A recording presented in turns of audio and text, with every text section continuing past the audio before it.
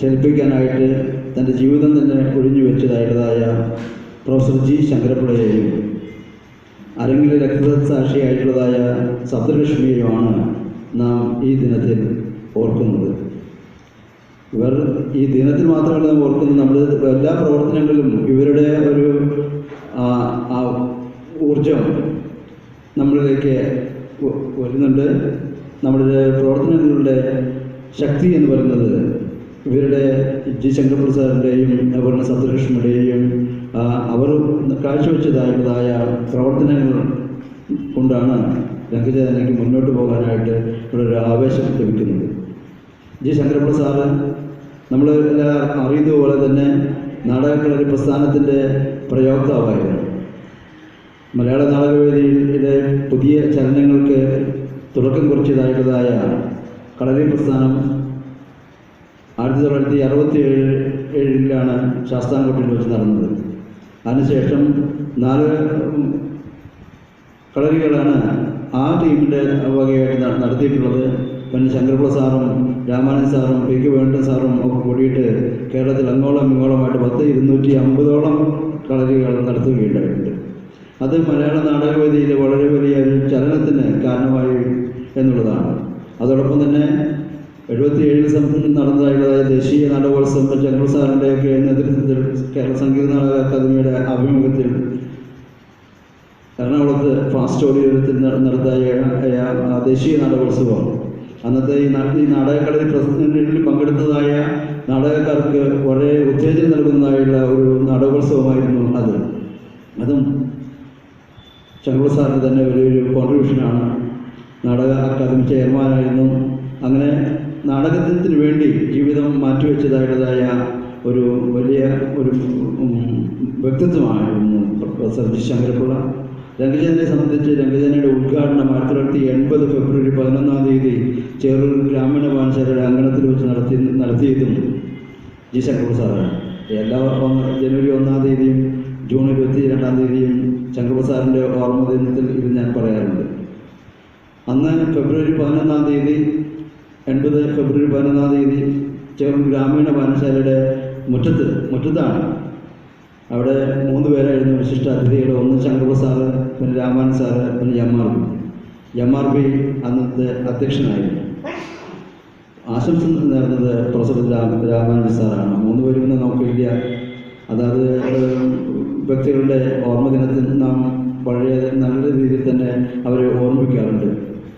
Sankara Pillai sir എന്ന് പറയുന്നത് രംഗചേതനയുടെ അല്ലെങ്കിൽ എൻ്റെ ഒരു നാടകക്കാരൻ്റെ ഒരു മാതൃകയായിട്ടാണ് നാം കണക്കാക്കുന്നത്. എല്ലാ ജനുവരി 1 ജൂൺ 22 അദ്ദേഹത്തിൻ്റെ ഓർമ്മകൾ പങ്കുവയ്ക്കുന്നു. 1989 ജനുവരി 1 ശങ്കരപ്പിള്ള സാറ് അന്തരിച്ചത്. കോട്ടയത്ത് മെഡിക്കൽ കോളേജ് ഹോസ്പിറ്റലിൽ അസുഖം ബാധിച്ച് മരിക്കുകയാണ് ഉണ്ടായത്. സപ്തലക്ഷ്മിയോടെ അന്നേ ദിവസം തന്നെയാണ് ഗുണ്ടകളാൽ ആക്രമിക്കപ്പെട്ട് പരിക്കുപറ്റുകയും പിറ്റേ ദിവസം ജനുവരി 2 അന്തരിക്കുകയും ചെയ്തത്. നാം രംഗചേതന പ്രത്യേകം ഓർക്കുന്നത് എന്താണെന്ന് വെച്ചാൽ ശങ്കരപ്പിള്ള സാറ് നമ്മുടെ രക്ഷാധികാരിയായിരുന്നു. മലയാള നാടകവേദിയുടെ ആധുനിക മലയാള നാടക പിതാവാണ്. അതുപോലെ സപ്തലക്ഷ്മി ഇതിനെ നമ്മൾ ഓർക്കാനുള്ള പ്രത്യേക ഒരു കാരണം എന്ന് പറയുന്നത് രംഗചേതനയുടെ ആദ്യകാല പ്രവർത്തനങ്ങളൊക്കെ തന്നെ തെരുവിലായിരുന്നു. എല്ലാ ഞായറാഴ്ചകളിലും എല്ലാ 3 കേന്ദ്രങ്ങളിൽ, ഒന്ന് ഈ ഗ്രാമീണ വായനശാല ചേറൂർ ഗ്രാമീണശാലയുടെ അങ്കണത്തിൽ, പിന്നെ കുറ്റമുക്കിലുള്ളതായ ഒരു ശിവക്ഷേത്രമുണ്ട്, അതിൻ്റെ മുറ്റത്ത്. അന്ന് അതിനൊക്കെ സ്വാതന്ത്ര്യമുണ്ടായിരുന്നു. ഇന്നൊന്നും അവിടെ ആ ഗ്രൗണ്ടിലേക്കൊന്നും കടക്കാൻ നമുക്ക് സാധിക്കുന്നില്ല. പിന്നെ വില്ലിടത്ത് പാന നടത്തുന്ന ഒരു സ്ഥലമുണ്ട്, വില്ലിട പാനപ്പറമ്പ്. അങ്ങനെ 3 സ്ഥലങ്ങളിലും എല്ലാ ഞായറാഴ്ചകളിലും പുതിയ നാടകങ്ങൾ അവതരിപ്പിക്കുകയാണ് പതിവ്. അതായിരുന്നു നമ്മളുടെ ഒരു പ്രവർത്തന ശൈലി. തുടക്കത്തിൽ തന്നെ രംഗചേതനയുടെ നാടക ശൈലി അതായിരുന്നു. അതുപോലെ തന്നെ ആ നാടകങ്ങൾ പിന്നെ മറ്റുള്ളതായ ദിവസങ്ങളിൽ എല്ലായിടത്തും ഈ തെരുവിൽ കുറച്ച് പേര് ഈ നാടകത്തിൽ അഭിനയിക്കുന്നതായ കുറച്ച് പേര് സൈക്കിളിലാണ് സഞ്ചരിക്കുന്നത്. സൈക്കിളിൻ്റെ പിന്നിൽ ചണ്ടയും കോസ്റ്റ്യൂംസൊക്കെ ധരിച്ച് ഇട്ട് കെട്ടി കൊണ്ടുപോയി ഒരു സ്ഥലത്ത് നമ്മൾ മുൻപോട്ട് നിശ്ചയിച്ചുള്ള സ്ഥലമായിരിക്കും. അവിടെ വേണ്ടി ചെണ്ട കൊട്ടുന്നു. ചെണ്ടയുടെ ശബ്ദം കേൾക്കുമ്പോൾ നാടകം കാണാനായിട്ട് ആൾക്കാർ വരുന്നു. അങ്ങനെയായിരുന്നു നമ്മുടെ നാടകാവതരണ രീതി. അപ്പോൾ അതുകൊണ്ട് തന്നെയാണ് സപ്തലക്ഷ്മിയുടെ മരണം എന്ന് പറയുന്നത്.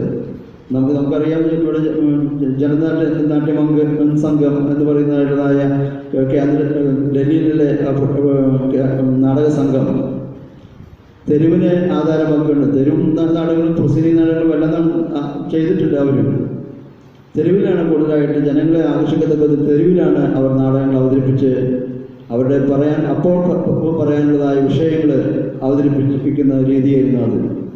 നമ്മുടെ അന്നത്തെ നമ്മൾ പറഞ്ഞ നാടകത്തിന് വേണ്ടി എന്ന് പറയുന്നതായ ഒരു ശൈലിയായിരുന്നു പണ്ട് നമ്മുടെ ആദ്യകാലത്തൊക്കെ. നാടകം ജനങ്ങളിലേക്ക് എത്തിക്കുക എന്നുള്ളതായിരുന്നു നാടകത്തിൻ്റെ പ്രത്യേക ഇഷ്യൂ എന്നുള്ളതായിരുന്നില്ല അന്നത്തെ നമ്മുടെ പ്രധാനമായ കാര്യം. അത്തരത്തിൽ നാടകങ്ങൾ നമ്മൾ അവതരിപ്പിച്ചിട്ടുണ്ട്. ഇപ്പോൾ ശങ്കർപ്രസാദിൻ്റെ നാടകങ്ങളൊക്കെ കുറേ പറയുമ്പോൾ നമുക്ക് അതിൻ്റെതായ ഒരു രാഷ്ട്രീയ നാടകം എന്നൊക്കെ പറയാൻ എനിക്ക് പതിവുണ്ട്. പക്ഷേ അതിൻ്റെ ഉള്ളിൽ രാഷ്ട്രീയമുണ്ട് കൃത്യമായിട്ടും. അത് മനസ്സിലാക്കിയ നമുക്ക് രാഷ്ട്രീയമൊന്നും പറയാൻ പറ്റില്ല. അതുപോലെ തന്നെയാണ് നമ്മളുടെ 3 പണ്ഡിതന്മാരും ആസ്ഥാനകുട്ടികളും അതുപോലെ തന്നെ കസരക്കാരെന്ന് പറയുന്ന നാടകങ്ങളൊക്കെ നമ്മൾ അവിടെ ആദ്യകാലം നമ്മൾ വിചാരിച്ചത് നാടകം ജനങ്ങളിലേക്ക് എത്തിക്കുക എന്നുള്ള രീതിയായിരുന്നു. ജനനാട്യമഞ്ചിൻ്റെയും പ്രശ്നം അതുതന്നെയായിരുന്നു ഒരു ഇഷ്യൂ. അന്ന് സമകാലീനമായുള്ളതായ പ്രശ്നങ്ങളെ ജനങ്ങളെ ബോധവൽക്കരിക്കാനായിട്ട് നാടകം അവതരിപ്പിക്കുന്ന രീതിയായിരുന്നു അവരുടേത്. അതുകൊണ്ട് തന്നെ ഇവർ രണ്ടുപേരും ശങ്കർപ്രസാദായാലും സപ്തലക്ഷ്മിയായാലും രംഗജനയ്ക്ക് അവർ ഒഴിവാക്കിക്കൊണ്ടുള്ള ഒരു പ്രവർത്തനം ആലോചിക്കാൻ നമുക്ക് വളരെ വിഷമമാണ്. അപ്പോൾ എല്ലാ ജനുവരി 1-നും നാം അവരെ രണ്ടുപേരും സ്മരിക്കുന്നു. ആ സ്മരണ നമുക്ക് കൂടുതലായിട്ട്, കാരണം ശങ്കർപ്രസാദും ഇവരൊക്കെ തന്നെ ജീവിതം നാടകവേദിയിൽ വെച്ചിട്ട് ബലിയായി കൊടുത്തതാണ് സപ്തലക്ഷ്മി. ശങ്കർപ്രസാദായിട്ട് നാടകത്തിന് വേണ്ടി സ്വന്തം ജീവിതം വളരെ ഈ യൂണിവേഴ്സിറ്റി ശമ്പളമൊക്കെ ഉണ്ടായിരുന്നുവെങ്കിലും അതൊന്നും തന്നെ അതിൻ്റെ വ്യക്തിപരമായിട്ടുള്ളതായ കാര്യങ്ങൾക്ക് അധികം ഉപയോഗിക്കാതെ നാടകത്തിന് വേണ്ടി ഉപയോഗിച്ച് തൻ്റെ അവരവർക്ക് നാടകങ്ങളിലൊക്കെ നടത്തുന്ന സമയത്ത് ഈ LP സ്കൂളിലോട്ട് പോയിട്ട് അവിടുന്ന് ബെഞ്ച് ഇട്ടിട്ട് ബെഞ്ചിൻ്റെ മുകളിലാണ് അവർക്ക് കിടന്നിരുന്നത്. രാമാനു സാറായാലും വേണ്ടു സാറായാലും ജംഗൂർ സാറും അതായത് ഇന്നത്തെ പോലത്തെ വലിയ സുഖസൗകര്യങ്ങളോടും കൂടി ആയിരുന്നില്ല. കിട്ടുന്നതായ ശമ്പളം അവരെ നാടകത്തിന് വേണ്ടിയാണ്. നാടകത്തിന് സ്കൂൾ ഡ്രാമയൊക്കെ തുടങ്ങിയ കാലത്ത് നമുക്കറിയാം, അവരെ വിദ്യാർത്ഥികൾക്ക് വേണ്ടി അവരുടെ ശമ്പളം ഇവർക്ക് വേണ്ടി ഉപയോഗിക്കുകയാണ് അപ്പോൾ അത്. അങ്ങനെ ജീവിതം നാടകത്തിന് വേണ്ടി ചിലവഴിച്ച മാറ്റിവെച്ച 2 വ്യക്തിത്വങ്ങളുടെ ഓർമ്മ ദിനമാണ് ഇന്ന്. അതിനിവിടെ എത്തിച്ചേർന്നിട്ടുള്ളതായ നിങ്ങളേവരെയും രംഗേരുടെ പേരിൽ ഞാൻ സ്വാഗതം ചെയ്യുന്നു. എൻ്റെ അധ്യക്ഷത വഹിക്കുന്നത് ഡോക്ടർ കെ ജോയ് പോളാണ്. ശങ്കർപ്രസാദിൻ്റെ നാടകങ്ങളിൽ റിസർച്ച് നടത്തിയിട്ടുള്ളതായ വ്യക്തിയാണ്. CJയുടെയും CNCനാരുടെയും അതുപോലെ തന്നെ ശങ്കർപ്രസാദിൻ്റെ നാടകങ്ങൾ വളരെയധികം സൂക്ഷ്മമായിട്ട് പഠിച്ച് അതിൽ ഗവേഷണം നടത്തിയിട്ടുള്ളതായൊരു വ്യക്തിയാണ് ഡോക്ടർ കെ ജോയ് പോൾ. രംഗജനയുടെ സെക്രട്ടറിയാണ്. ഇതിൻ്റെ അധ്യക്ഷത വഹിക്കുന്നതിൽ ഒരു സന്തോഷമുണ്ട്. ഞാൻ ജോയ് പോളിനെ സ്വാഗതം ചെയ്യുന്നു. ജി ശങ്കരപിള്ള അനുസ്മരണം നമ്മൾ ജനുവരി 1-ന് അനുസ്മരണവും ജൂൺ 22 ജനുവരി 1 ചരമദിനമാണ്. ജൂൺ 22-നാണ് ശങ്കർപ്രസാദിൻ്റെ ജന്മദിനം. അതിന് നമ്മൾ സ്മാരക പ്രഭാഷണമാണ് നടത്താറുള്ളത്. സ്മാരക പ്രഭാഷണം എന്ന് പറഞ്ഞൊരു പ്രത്യേക വിഷയത്തെ ആസ്പദമാക്കിക്കൊണ്ട് സംസാരിക്കും. ഇത് അനുസ്മരണമാണ്. ഇന്നത്തെ ഈ ശങ്കരപിള്ള അനുസ്മരണം ഇവിടെ നടത്തുന്നത് നമ്മുടെ VS ഗിരീശൻ മാഷാണ്. നമുക്ക് എല്ലാവർക്കും സുപരിചിതനായിട്ടുള്ള ഗിരീശൻ മാഷെ പറ്റി ഞാനൊന്നും പറയുന്നില്ല. ഞാൻ അദ്ദേഹത്തെ ഏവർക്കും വേണ്ടി സ്വാഗതം ചെയ്യുന്നു. സപ്തലക്ഷ്മി അനുസ്മരണം നടത്തുന്നത് ED ഡേവിസാണ്. സാഹിത്യ അക്കാദമി പബ്ലിക്കേഷൻ ഓഫീസർ ആയിട്ടുള്ളതായ ED ഡേവിസ്. നമുക്ക് അറിയാം, തൃശ്ശൂരിലെ ഇപ്പോഴത്തെ സാംസ്കാരിക ചലനങ്ങളൊക്കെ തന്നെ ചുക്കാൻ പിടിക്കുന്നത് ഒരു പക്ഷേ ഡേവിസ് ആയിരിക്കും. ഞാൻ അദ്ദേഹത്തെ വളരെ സന്തോഷപൂർവ്വം സ്വാഗതം ചെയ്യും. ഗണേഷ് പിന്നെ ഇവിടെ വന്നിട്ടുള്ളതായ ഏവരെയും ഞാൻ ഇതിലേക്ക് ഒരിക്കൽ കൂടി സ്വാഗതം ചെയ്തുകൊണ്ട് അധ്യക്ഷ പ്രസംഗത്തിനായി ജോയ് പോളിനെ വിളിക്കുന്നു.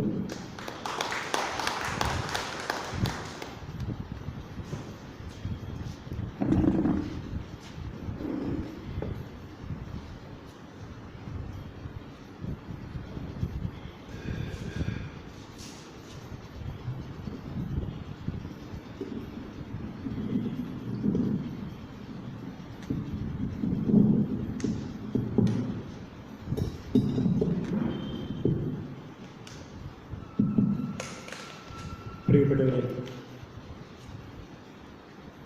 അലസത ഒരു സുഖമായി എണ്ണുന്ന നമുക്കൊക്കെ അത് വലിയൊരു അപരാധമാണെന്ന് ഓർമ്മിപ്പിക്കുന്ന ഓരോ ജനുവരി 1-ാം തീയതി പ്രത്യേകിച്ചും സപ്തകശ്മിയുടെയും ജി ശങ്കർ പ്രസാദിൻ്റെയും ഓർമ്മകൾ മുടങ്ങാതെ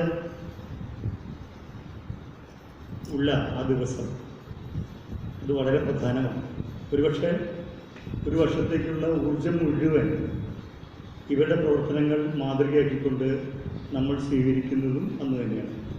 അതുകൊണ്ട് ഈ ദിവസത്തിന് വലിയ പ്രസക്തിയുണ്ട്. നമുക്കറിയാം, ജനങ്ങൾക്കിടയിൽ ജലത്തിൽ മത്സ്യങ്ങൾ എന്ന പോലെ പ്രവർത്തിച്ചു കൊണ്ടിരിക്കുന്ന പ്രവർത്തകരെ ഉന്മൂലനം ചെയ്യുന്നതോടുകൂടി അവർ പ്രതിദാനം ചെയ്യുന്ന പ്രസ്ഥാനത്തെ അപ്പാടെ തകർത്ത് കളയാം എന്ന് മോഹിക്കുന്ന കുറേ വിഡ്ഢികൾ നമുക്കിടയ്ക്കുണ്ട്. പക്ഷേ ജീവിച്ചിരിക്കുന്നവരെക്കാളും ഒക്കെ എത്രയോ ശക്തരാണ്, ഔന്നത്യത്തിൽ വർദ്ധിക്കുന്നവരായിരിക്കും പിന്നീട് രക്തസാക്ഷികൾ. അതിൻ്റെ ഏറ്റവും നല്ല ഉദാഹരണമാണ് സപ്തകശ്മി. നമ്മളിന്ന് യേശുക്രിസ്തുവിനെ അറിയുന്നത് കുരിശിൽ മരിച്ചുകൊണ്ട് മാത്രമാണ്. കുരിശിൽ നിന്ന് രക്ഷപ്പെട്ടു പോകുന്നത് യേശുക്രിസ്തുവിനെ ഒരുപക്ഷെ നമുക്ക് സ്വീകരിക്കാൻ കഴിയുമെന്ന് വരില്ല. അദ്ദേഹത്തിൻ്റെ അഭ്യർത്ഥന മാനിച്ചുകൊണ്ട് ആ കുരിശിൽ നിന്ന് അദ്ദേഹം രക്ഷപ്പെട്ടിരുന്നുവെങ്കിൽ ഇന്ന് ക്രിസ്തുമതമില്ല. ചെഗ്വേരയുടെ ചിത്രമണിഞ്ഞുകൊണ്ട് ചെറുപ്പക്കാരൊക്കെ നടക്കുന്നുണ്ട്. ചെഗ്വേരയുടെ സാക്ഷിത്വം അദ്ദേഹത്തെ അനശ്വരനാക്കുകയാണ് ചെയ്തത്. അതുപോലെ എവിടെയൊക്കെയാണോ തങ്ങളുടെ പ്രസ്ഥാനത്തിന് വേണ്ടി സധൈര്യം പോരാടി വീരമൃത്യു വരിച്ച സാഹചര്യമുള്ളത്, അവിടെയൊക്കെ തന്നെ അവരുടെ പ്രസ്ഥാനങ്ങൾ ഉത്തരോത്തരം ഓർമ്മിക്കുന്ന അവസ്ഥയിലാണുള്ളത്. ഈ ഒരു പാഠം ഉൾക്കൊള്ളാനായിട്ട് പലപ്പോഴും അവർക്കെതിരെ പ്രവർത്തിക്കുന്ന ആൾക്കാർക്ക് കഴിയാറില്ല. അങ്ങനെയുള്ള ഒരാളുടെ ഓർമ്മ ദിവസമാണ് നമ്മളിവിടെ നിൽക്കുന്നത്. ഏതോ തെരുവോരങ്ങളിൽ നാടകം കളിച്ച് നടന്നിരുന്ന സപ്തകശ്മിയെ ഇന്ന് ലോകം മുഴുവൻ അറിയുന്നുണ്ട്. അത് ഇത്തരത്തിലുള്ള സാക്ഷ്യത്തിൻ്റെ ഫലമാണ്. ശങ്കരപ്രസാദ് എന്ന് പറയുമ്പോൾ നമുക്കറിയാം, അകാലത്തിൽ പൊരിഞ്ഞു പോയ ഒരാളാണ്. നമ്മൾക്ക് അദ്ദേഹത്തിൽ നിന്ന് വളരെ വലിയ പ്രതീക്ഷിച്ചിരുന്നു. തൃശ്ശൂർ എന്ന് പറയുന്ന പ്രവർത്തന മണ്ഡലം വിട്ട് കോട്ടയത്തേക്ക് ചേക്കേറുന്നു, തിരുവനന്തപുരത്തേക്ക് എത്തുന്നു. അവിടെയൊക്കെ തൻ്റെ വ്യക്തിമുദ്ര പതിപ്പിക്കാൻ ഇനിയും കാലം ബാക്കിയിട്ടില്ലെന്ന് അറിയുമ്പോഴാണ്, ആ അവസ്ഥയിലാണ് അദ്ദേഹം നമ്മെ വിട്ടു പിരിയുന്നത്. അങ്ങനെ അകാലത്തിൽ വിട്ടു പിരിഞ്ഞു പോയ രണ്ട് മഹത് വ്യക്തികളെ ഓർമ്മിക്കാനാണ് നമ്മൾ ഈ ജനുവരി 1 ഉപയോഗപ്പെടുത്തുന്നത്. ഈ ഓർമ്മപ്പെടുത്തൽ സത്യത്തിൽ ഒരു വർഷത്തേക്കുള്ള നമുക്ക് ഊർജം തരുന്നൊരു പ്രക്രിയയായിട്ട് മാറുന്നുള്ളതാണ്. അതിലേക്കുള്ള 2 പ്രഭാഷണങ്ങളായിരിക്കും. അവരുടെ നാടകരംഗത്തുള്ള സംഭാവനകൾ. മാഷ് പറഞ്ഞതുപോലെ ഒരാൾ കൃത്യമായ രാഷ്ട്രീയ പ്രവർത്തകനും മറ്റേയാൾ അദൃശ്യനായ രാഷ്ട്രീയ പ്രവർത്തകനാണ്. ഞാൻ സാർ ഒരിക്കലും രാഷ്ട്രീയ പ്രവർത്തനം എന്ന് പറയില്ല. കാരണം അദ്ദേഹത്തിൻ്റെ പല നാടകങ്ങളും നല്ല രാഷ്ട്രീയമുള്ള നാടകങ്ങളാണ്. ജനങ്ങളുടെ പൾസ് അറിഞ്ഞുകൊണ്ട് തന്നെയാണ് ശങ്കരപ്രസാദിൻ്റെ പല നാടകങ്ങളുള്ളത്. ഒരുപക്ഷെ തിരുവനന്തപുരം നാടകവേദിയുടെ സ്വാധീനമൊക്കെ അദ്ദേഹത്തിനുണ്ടാവാം. പക്ഷെ അതെല്ലാം മറികടന്നുകൊണ്ട് ഒരു പുതിയ നാടക അവസ്ഥയിലേക്ക് നാടക സങ്കേതത്തെ പരിഗ്രഹിക്കാനായിട്ട് അദ്ദേഹത്തിന് കഴിഞ്ഞിട്ടായിരുന്നു അക്കാലത്ത്. നാടക കളരി എന്ന് പറയുന്നത് ജനങ്ങൾക്കിടയ്ക്കുള്ള പ്രവർത്തനം തന്നെയാണ്. ജനങ്ങളിലേക്ക് നാടകത്തെ എത്തിക്കാനുള്ള ശ്രമത്തിൻ്റെ ഫലമാണ്. ഒരുപക്ഷെ രംഗകന ഈ രീതിയിൽ ഇന്ന് വളർച്ച പ്രാപിച്ച് പുഷ്ടി നിൽക്കുന്നുണ്ടെങ്കിൽ അതിൻ്റെ ഒരു പ്രധാന കാരണക്കാരനും ശങ്കരപ്രസാദ് തന്നെയാണ്. അങ്ങനെയുള്ള 2 പേരെയാണ് നമ്മൾ ഓർമ്മിപ്പിക്കുന്നത്. അതിൽ പ്രഭാഷണം നടത്താനായിട്ട് എത്തിയിരിക്കുന്ന ഡേവിസിനെയും ഗിരീശൻ മാഷിനെയും ഒന്നും പ്രത്യേകിച്ച് സദസ്സിന് പരിചയപ്പെടുത്തേണ്ട കാര്യമൊന്നുമില്ല. എന്തായാലും ആദ്യത്തെ പ്രഭാഷണം ശങ്കരപ്പിള്ള അനുസ്മരണമാണ്. അത് നിർവഹിക്കാനായിട്ട് ഗിരീശ മാഷെ ക്ഷണിച്ചത്.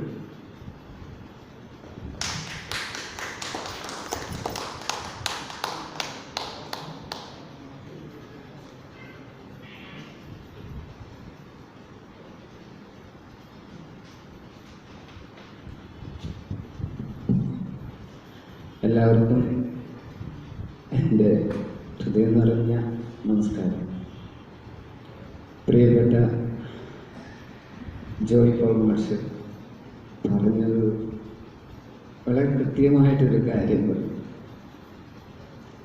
കേരളത്തിലെ എങ്കിലും ഒരുപക്ഷെ ഇന്ത്യയിൽ സഫ്ദർ ഹഷ്മിയും കൊല്ലപ്പെട്ട ആ ദിവസം കേരളത്തിലെ മുഴുവൻ നാടകപ്രവർത്തകർക്കും, ഇന്ത്യയിലെ മുഴുവൻ നാടകപ്രവർത്തകർക്കും, നാടകസ്നേഹികൾക്കും, മനുഷ്യസ്നേഹികൾക്കും ഒക്കെ ഓരോ പുതുവർഷവും ഒരുപക്ഷെ ഇടനെഞ്ചിൽ ഒരു വേദനയും ആ വേദനയിൽ നിന്ന് പുതിയ ലോകത്തേക്ക് ഉയരാനുള്ള രണ്ട് ചിറകുകളും ഫിനിക്സ് പക്ഷിയെ പോലെ ഊർജവുമായി മാറുന്നു എന്നതാണ് സത്യം.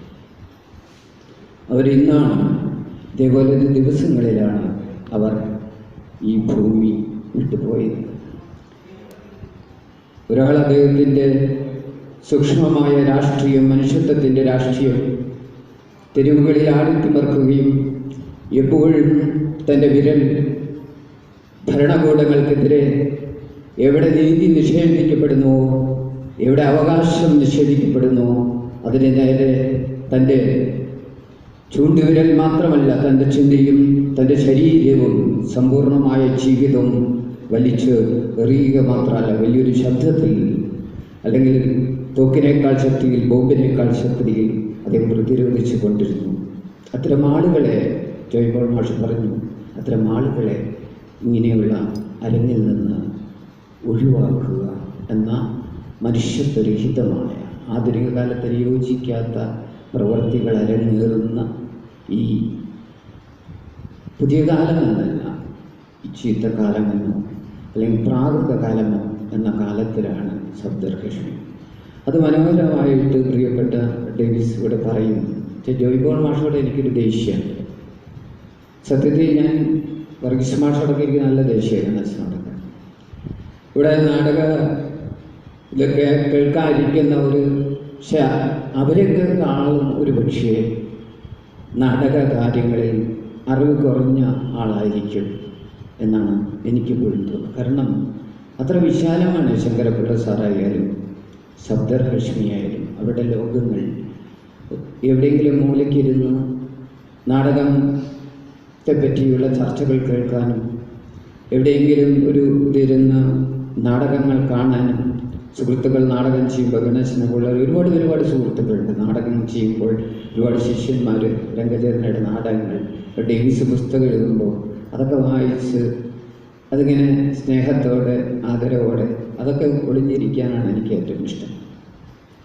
പ്രിയപ്പെട്ട വർഗീസ് മാഷ് കുറച്ച് ദിവസം മുമ്പ് ശങ്കരപ്പിള്ള സാറിനെ പറ്റി അനുസ്മരണം നടത്തണമെന്ന് പറഞ്ഞപ്പോൾ സത്യത്തിൽ ഞാൻ അപ്പം തന്നെ പറഞ്ഞു, പക്ഷേ എനിക്ക് പറ്റില്ല കേട്ടോ. പക്ഷേ കാരണം എന്താ, അറിയുന്തോറും ഒന്നും അറിഞ്ഞില്ല, അറിവില്ല എന്ന് തോന്നിക്കൊണ്ടിരിക്കുന്ന ഒരു പ്രായം, പക്വത എനിക്കിപ്പോൾ വന്നിട്ടുണ്ട് എന്നാണ് എനിക്ക് തോന്നുന്നത്. സത്യത്തിലാണ് ഞാൻ പറയുന്നത്. ഒന്നും അറിയില്ല എന്നുള്ളതാണ് സത്യം. എങ്കിലും എന്താ പറയുക, കുറ്റബോധത്തോടെ ആദ്യം തന്നെ അതിന് ക്ഷമ ചോദിച്ചുകൊണ്ട് ശങ്കരപ്പിള്ള സാറിനെ പറ്റി ഓർക്കേണ്ടതുണ്ട് എന്ന്, ഓർമ്മകൾ തുടരേണ്ടതുണ്ട്. എന്തുകൊണ്ട് ശങ്കരപ്പിള്ള സാറിനെ അന്വേഷിച്ചു കൊണ്ടിരിക്കണം എന്നുള്ളതിന് ഒരു ഉത്തരം രംഗചേതന ചെയ്യുന്നത് തന്നെയാണ് എന്നുള്ളതാണ്. നാടകരംഗത്തുള്ള എല്ലാവരും തന്നെ നാടകം എഴുതുന്നവർ, നാടകത്തിൽ അഭിനയിക്കുന്നവർ, നാടകം കാണുന്നവർ, നാടകത്തിന് ദീപവിധാനങ്ങൾ ചെയ്യുന്നവർ, നാടകത്തിന് സംഗീതം ചെയ്യുന്നവർ, നാടകത്തിൻ്റെ രംഗശില്പം ഒരുക്കുന്നവർ, അങ്ങനെ നാടക സദസ്സും സമ്പൂർണമായി നാടകത്തിൻ്റെ ഭാഗമാകുന്ന നാടകത്തിൻ്റെ കൂട്ടായ്മയിലുള്ള എല്ലാവരും തന്നെ ജി ശങ്കരപ്പിള്ള സാറിനെ ഓർക്കുകയല്ല, പഠിക്കേണ്ടതുണ്ട് എന്നാണ് എനിക്ക് പറയാനുള്ളത്. അത് തുടരുന്ന ഒരു പ്രവർത്തനമാണ്. കാരണം അർത്ഥപൂർണമായ ഒരു നാടകവേദിയെ അദ്ദേഹം സ്വപ്നം കണ്ടിരുന്നു. ഉണർന്നിരിക്കുമ്പോഴും, എപ്പോഴും ഉണർന്നിരിക്കുമ്പോഴും, ചിന്തിക്കുമ്പോൾ, ഭക്ഷണം കഴിക്കുമ്പോൾ അദ്ദേഹത്തിൻ്റെ ഓരോ ശ്വാസവും അർത്ഥപൂർണമായ ഒരു നാടകവേദി മലയാളത്തിന് എങ്ങനെ ഉണ്ടാവണം, അതിന് നാടകവേദി വികസിക്കേണ്ടതുണ്ട് എന്ന് എപ്പോഴും ആഗ്രഹിക്കുകയും അതിനുവേണ്ടി തൻ്റെ ജീവിതം മുഴുവൻ മാറ്റിവെച്ചു. ജോയ് പോൾ മാഷ് പറഞ്ഞ പോലെ എപ്പോഴും അതേ ചിന്തയായിരുന്നു. കേരളത്തിൽ അങ്ങോട്ടും ഇങ്ങോട്ടും സ്കൂൾ ഡ്രാമയിൽ 77 തൊട്ട് അവസാന കോട്ടയത്തും തിരുവനന്തപുരത്തും ഒറ്റയ്ക്കും തെറ്റയ്ക്കും സംഘമായും അലയുമ്പോഴും അദ്ദേഹത്തിൻ്റെ ഉള്ളിൽ അല്ലെങ്കിൽ അദ്ദേഹത്തിൻ്റെ തലച്ചോറിൽ എപ്പോഴും നാടകം നടന്നുകൊണ്ടേയിരുന്നു. ഒരുപക്ഷെ വളരെ ലളിതമായി പുഞ്ചിരിക്കുന്ന മനുഷ്യൻ നാടകം, മലയാളത്തെ നാടകത്തെക്കുറിച്ച്, ലോക നാടകവേദിയെക്കുറിച്ച്, ഭൂമിയിലെ നാടകത്തെപ്പറ്റി, പ്രകൃതിയെപ്പറ്റി, മനുഷ്യത്വത്തെപ്പറ്റി, മനുഷ്യനെപ്പറ്റി ഒക്കെ തന്നെ സമഗ്രമായി ചിന്തിച്ചു കൊണ്ടേയിരുന്നു. അദ്ദേഹത്തിൻ്റെ തലച്ചോറും ഹൃദയം എപ്പോഴും ഒരു നാടക സ്ഫോടനങ്ങളുടെ ഇടമായിരുന്നു എന്ന് വേണം പറയാൻ. അതുകൊണ്ടായിരിക്കാം ഏകദേശം നാടകത്തെക്കുറിച്ചുള്ള 75 നാടക കൃതികൾ എന്ന് പറയുന്നത് ചെറിയൊരു കാര്യമല്ല. ഒരു പാരഗ്രാഫ് എഴുതാൻ ബുദ്ധിമുട്ടുന്നത് നമുക്കൊക്കെ എനിക്കൊക്കെ അറിയാം. ഒരു പാരഗ്രാഫ് എങ്ങനെയാണ് എഴുതാൻ പറ്റുക എന്നുള്ളതാണ്. അപ്പോൾ അദ്ദേഹം സ്വപ്നം കണ്ടത് അർത്ഥപൂർണമായ ഒരു നാടകം അല്ലെങ്കിൽ നാടകവേദി എങ്ങനെ ആയിരിക്കണം എന്നുള്ളതാണ്. നാടകവേദിയെപ്പറ്റി, നാടകത്തെപ്പറ്റി അദ്ദേഹത്തിൻ്റെ സങ്കല്പം നല്ല ഒന്നാന്തര രചന, ചിന്തിച്ചുകൊണ്ട് വെറുതെ രസത്തിന് വേണ്ടി നാടകം കളിക്കാൻ വേണ്ടി തട്ടിക്കൂട്ടുന്ന രചനയല്ല, കാലത്തെ ഉൾക്കൊണ്ടുകൊണ്ട് ആ കാലത്ത് നടക്കുന്ന ജീവിതത്തെ ഉൾക്കൊണ്ടുകൊണ്ട്, ലോകത്തെ ഉൾക്കൊണ്ടുകൊണ്ട്, ലോകത്തിൽ അപ്പോൾ സംഭവിച്ചുകൊണ്ടിരിക്കുന്ന സംഭവങ്ങളുടെ ആത്മാവ് കണ്ടുകൊണ്ട് അതിനെങ്ങനെയാണ് ജനഹൃദയങ്ങളിലേക്ക് തൻ്റെ രചനയിലൂടെ നാടകരചന, നാടകകൃതി അത്രയ്ക്കും ഗൗരവമുള്ളതായിരിക്കണം. അങ്ങനെയുള്ള ചിന്തയിൽ നിന്ന് ആയിരിക്കണം നാടകകൃതി ഉണ്ടാകേണ്ടത് എന്ന് അദ്ദേഹം എപ്പോഴും നമ്മെ ഓർമ്മിപ്പിച്ചിരുന്നു. ഏതൊരു നാടക വിദ്യാർത്ഥിയും, ഏതൊരു നാടക സംവിധായകനും, നാടക ആസ്വാദകനും നാടകത്തെ മനസ്സിലാക്കണം എന്നാണ് അദ്ദേഹത്തിൻ്റെ ചിന്ത എപ്പോഴും ഉണ്ടായിരുന്നത്. മറ്റൊന്നും സംവിധായകനെ അദ്ദേഹം ഒഴിവാക്കുന്നേയില്ല. സംവിധായകൻ നാടകരചന, ആ സാഹിത്യത്തെ അറിഞ്ഞുകൊണ്ട് സാഹിത്യവും നാടകവും രണ്ടായി പോകാതിരിക്കാൻ വേണ്ടി ഊടും പാവും പോലെ അതിൻ്റെ ഇട ചേർത്ത് പുറത്തു നിന്നും അകത്താരോ പുറത്താരോ എന്ന് പറയുന്ന പോലെ അകത്തും പുറത്തും അതിൻ്റെ സൂക്ഷ്മാംശവും ആത്മാവും അതിൻ്റെ നിഗൂഢ രഹസ്യങ്ങളും അതെങ്ങനെ നാടകത്തിൽ പ്രേക്ഷകനിലേക്ക് പ്രക്ഷേപണം ചെയ്യാം, അതെങ്ങനെ സ്വീകരിക്കപ്പെടണം, അതിൻ്റെ തൻ്റെ ദൗത്യം എന്തായിരിക്കാം, ആ രചനയിൽ കടന്നുകൂടി അകത്ത് കടന്നിരുന്നു കൊണ്ട് അതിൻ്റെ ആത്മാവ് കണ്ടെത്തി അതിനെ വീണ്ടും പരിണമിപ്പിക്കുന്ന ഒരു പരിണിത പ്രജ്ഞനും ഭാവനാശാലിയുമായിരിക്കണം ഈ നാടക സംവിധായകൻ എന്ന് അദ്ദേഹം എപ്പോഴും ആഗ്രഹിച്ചിരുന്നു. ഒരു നാടക സംവിധായകൻ, നാടകം എന്ന് പറഞ്ഞാൽ അദ്ദേഹം പറയുന്നുണ്ട്, നാടകം വെറുതെ കളിക്കാനുള്ള ഒരു കുട്ടിക്കളിയല്ല, അതിലൊരു കാര്യമുണ്ട്. ഗൗരവമായ പഠനം, കാലികമായ പഠനങ്ങളും മറ്റെന്തും പഠിക്കുന്ന പോലെ ഗൗരവമായി അതിൻ്റെ ഓരോ കാര്യങ്ങളും പഠിച്ചെടുക്കേണ്ടത്, രംഗഘട്ടമൊരുക്കുന്നത്, നാടകത്തിന് അനുയോജ്യമായ അനാവശ്യമായ ഒരു പ്രോപ്പർട്ടി പോലും വേദിയിൽ ഉണ്ടാകാൻ പാടില്ല എന്ന് ചിന്തിക്കുന്ന ഒരു മനുഷ്യൻ. കാരണം അനാവശ്യമായി നാം വയ്ക്കുന്ന ഒരു ചെറിയ പ്രോപ്പർട്ടി പോലും അല്ല ആ നാടകത്തിൻ്റെ സൂക്ഷ്മമായ അർത്ഥതലങ്ങളെയും സംവേദനത്തിൻ്റെ ഉദ്ദേശിക്കുന്ന സംവേദനത്തെയും മാറ്റിമറിക്കുകയും പ്രേക്ഷകന് തെറ്റായ ഒരു സൂചന നൽകുകയും എന്ന് ചിന്തിച്ചിട്ടുള്ള നാടകക്കാരനാണ്, സംവിധായകനാണ്, നാടകകൃത്താണ്, അധ്യാപകനാണ്. ശരിക്കും പറഞ്ഞാൽ നാടകത്തിൻ്റെ ഒരു ജീനിയസ്, വേഴ്സറ്റൈൽ ജീനിയസ് എന്ന് പറയാൻ നമുക്ക് ചൂണ്ടിക്കാണിക്കാൻ ഒരുപാട് ആളുകളുണ്ട്. CN ഉണ്ട്, CJ ഉണ്ട്, അതിൽ നിന്നും വ്യത്യസ്തമായി നിൽക്കുന്ന വയലാവാസവൻ പിള്ള സാറുണ്ട്, അങ്ങനെ വേണുക്കുട്ടൻ നായരുണ്ട്, അങ്ങനെ ഒരുപാട് ഈ തലമുറയ്ക്ക് വന്ന ചിറമൽ ജോസ് ഒട്ടിങ്ങ് വരുന്ന കുറേ ആളുകളുണ്ട്. അപ്പോഴും അത്ര സൂക്ഷ്മമായി നാടകത്തെ ഗൗരവപൂർണമായി സമീപിക്കുന്ന നാടകം, ദീപവിധാനങ്ങൾ.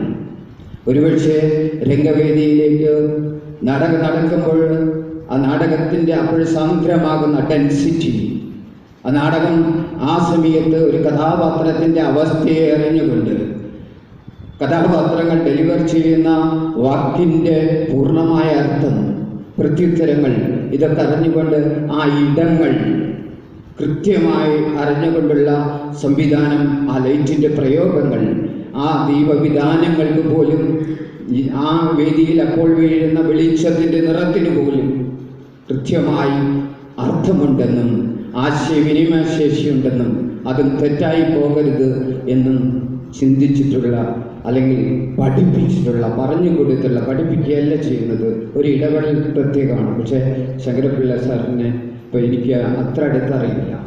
പ്രിയപ്പെട്ട വർഗീസ് മാഷും അതുപോലെ തന്നെ കെ വി ഗണേശും ഡേവിസ് ജോയ് പോൾ മാഷൊക്കെ പുസ്തകങ്ങൾ വായിച്ച അതിൽ നിന്നൊക്കെ കിട്ടുന്ന ചില അറിവുകളാണ്. കാരണം ബഷീർ പറഞ്ഞ ഞാൻ ഗാന്ധിജിയെ തൊട്ടിട്ടുണ്ട് എന്ന് പറയുന്ന പോലെ സത്യത്തിൽ അനുസ്മരണം നടത്തുമ്പോൾ അദ്ദേഹത്തിൻ്റെ ക്ലാസ്സിലിരിക്കുകയോ അദ്ദേഹത്തിൻ്റെ കൂടെ നടക്കുകയോ ഒരുപക്ഷെ അദ്ദേഹത്തെ ദൂരെ നിന്ന് കേൾക്കുകയോ, 1-2 പ്രസംഗങ്ങൾ കേട്ടിട്ടുണ്ട്, ദൂരെ നിന്ന് ഞാൻ കണ്ടിട്ടുണ്ട്. കാരണം 89 ആകുമ്പോഴേക്കും 59 വയസ്സ് അകാലത്തിൽ അദ്ദേഹം നമ്മെ വിട്ടുപോയിരിക്കുന്നു. ഞാൻ 83 തൃശ്ശൂർ വന്ന ശേഷമാണ്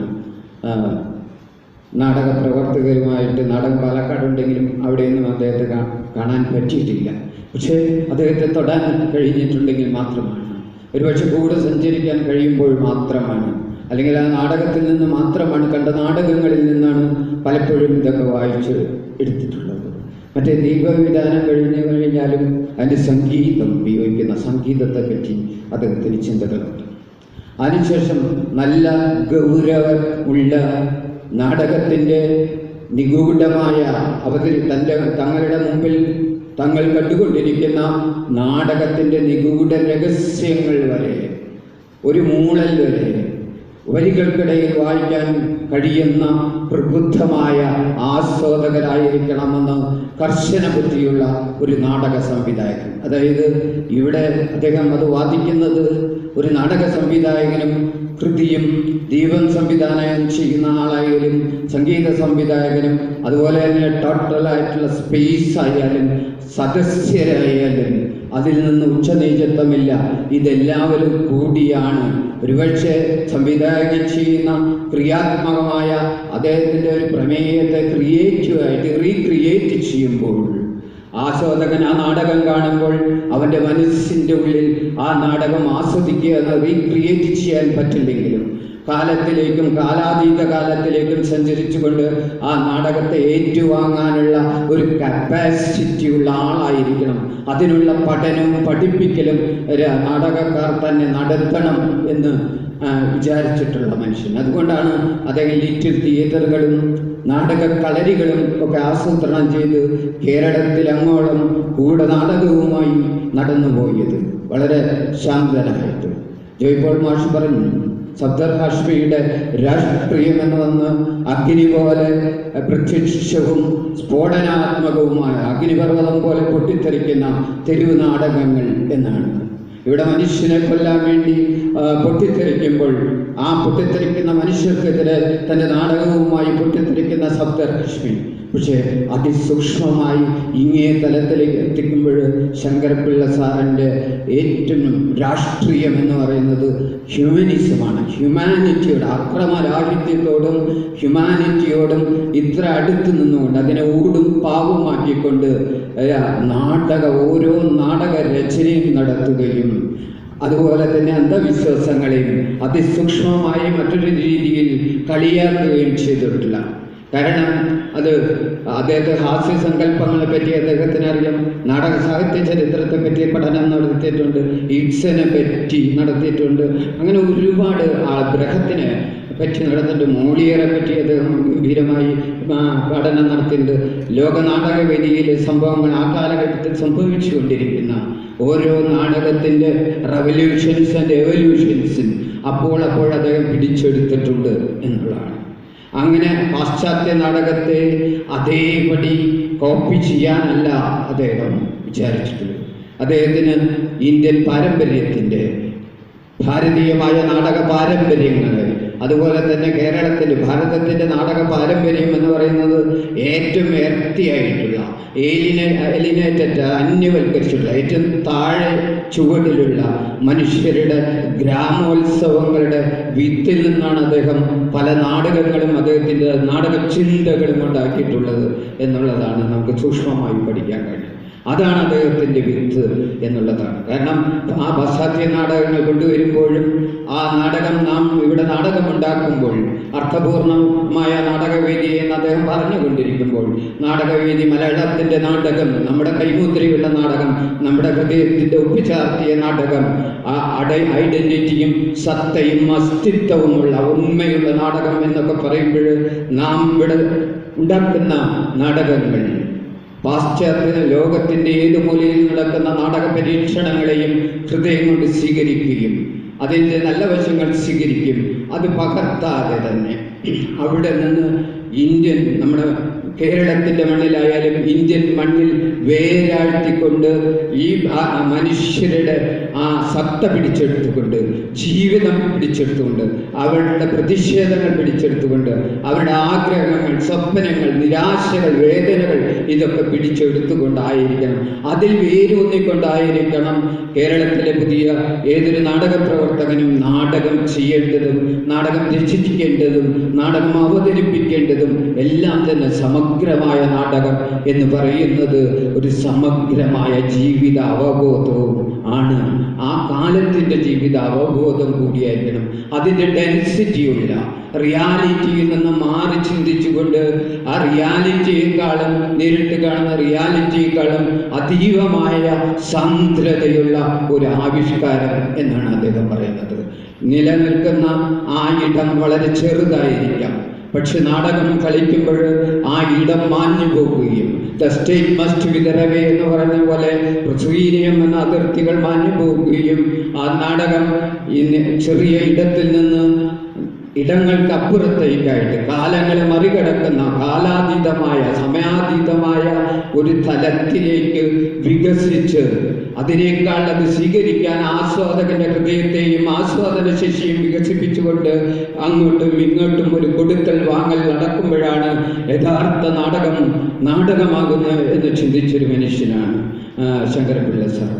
മറ്റൊന്ന് കാലത്തെ മാത്രമല്ല അദ്ദേഹം പറയുന്നത്, സ്പേസിനെ പറ്റി ഇത്രയധികം ചിന്തിച്ചിട്ടുള്ളൊരു മനുഷ്യൻ. എന്തായിരിക്കണം സ്പേസ് എന്ന് പറയുന്നത്? സമയവും സ്പേസും ഇതൊക്കെ ശാസ്ത്രീയമായി തന്നെ അദ്ദേഹം അതിൽ ആവർത്തിക്കുന്ന കാലം മാത്രമല്ല, ഇതിൻ്റെ ഇടങ്ങൾ. ചിലപ്പോൾ ഒരു ചെറിയ ചതുരത്തിൽ കളിച്ചാൽ ആ ചതുരങ്ങളെ ഭേദിക്കുന്ന ഇടമായിട്ട് ഒരുപക്ഷെ ഈ നാടകങ്ങൾ യഥാർത്ഥത്തിൽ അദ്ദേഹം ചിന്തിച്ചിട്ടുള്ളത് ഈ ഭൂമി മുഴുവനും നടക്കുന്ന മനുഷ്യജീവൻ്റെ അല്ലെങ്കിൽ സകല ജീവൻ്റെയും ചലനങ്ങളെ, അവരുടെ ഔന്നത്യങ്ങളെ, ജീവിതത്തിനൊരു നാടകത്തിന് ജീവിതത്തെ മുന്നോട്ട് കൊണ്ടുപോകുന്ന മനുഷ്യൻ്റെ ഭൂമിയുടെയും ജീവിതത്തെ മുന്നോട്ട് കൊണ്ടുപോകുന്ന ഒരു ദർശനം സർഗാത്മകമായി സൗന്ദര്യാത്മകമായി അഗ്നിസന്ധമായ പ്രകാശവും ജലാർദ്രമായ ഒരു നനവോടുകൂടി നാടകം വിക്ഷേപിക്കപ്പെടണമെന്ന് ആഗ്രഹിച്ച ഒരു മനുഷ്യനാണ് ജി ശങ്കരപിള്ള സാർ എന്നുള്ളതാണ്.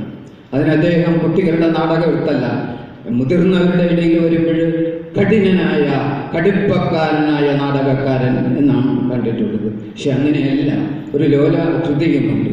കുട്ടികളുടെ നാടകവേദി ഇത്രയും ഒരുപക്ഷെ കുട്ടികളുടെ നാടകവേദിക്ക് അതിന് പ്രാണനും പ്രയോഗവും നൽകിയിട്ടുള്ള ആളുകളിൽ ഏറ്റവും ആചാര്യൻ എന്ന് വിശേഷിപ്പിക്കാൻ ആചരിച്ച ആൾ അതിനുവേണ്ടി തന്നെ ചിന്ത ചെലവാക്കിയിട്ടുള്ളത്, അതിൻ്റെ തത്വങ്ങൾ, അതിൻ്റെ സിദ്ധാന്തങ്ങൾ എന്തായിരിക്കണം, അതിൻ്റെ പ്രമേയങ്ങൾ എങ്ങനെയായിരിക്കും, കുട്ടികളിൽ നിന്ന് എങ്ങനെയാണ് നാടക ഖനനം ചെയ്യേണ്ടത്, കുട്ടികളിലോട് നാടക സംവിധായകൻ എങ്ങനെയാണ് പെരുമാറേണ്ടത്, കുട്ടികളുടെ നാടകങ്ങൾ എങ്ങനെ ആസ്വാദകൻ ജനങ്ങൾ സ്വീകരിക്കണം.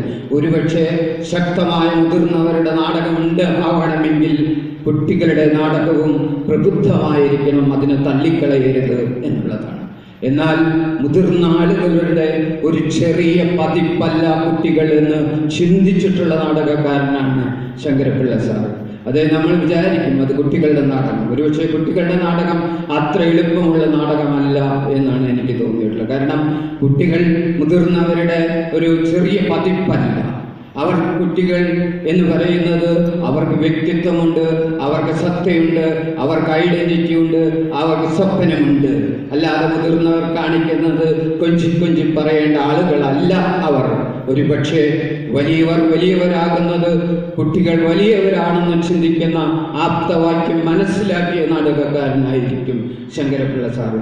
അതുകൊണ്ടാണ് കേരളത്തിൻ്റെ കുട്ടികളുടെ നാടകവേദിയിൽ ഇന്ന് അദ്ദേഹത്തിൻ്റെ സ്വപ്നങ്ങളെ സാക്ഷാത്കരിക്കുക, മുതിർന്നവരുടെയും നാടകവേദികളുടെ സ്വപ്നങ്ങളെ സാക്ഷാത്കരിക്കുമ്പോൾ രണ്ട് പേരുകൾ നമ്മൾക്ക് മറക്കാൻ പറ്റില്ല.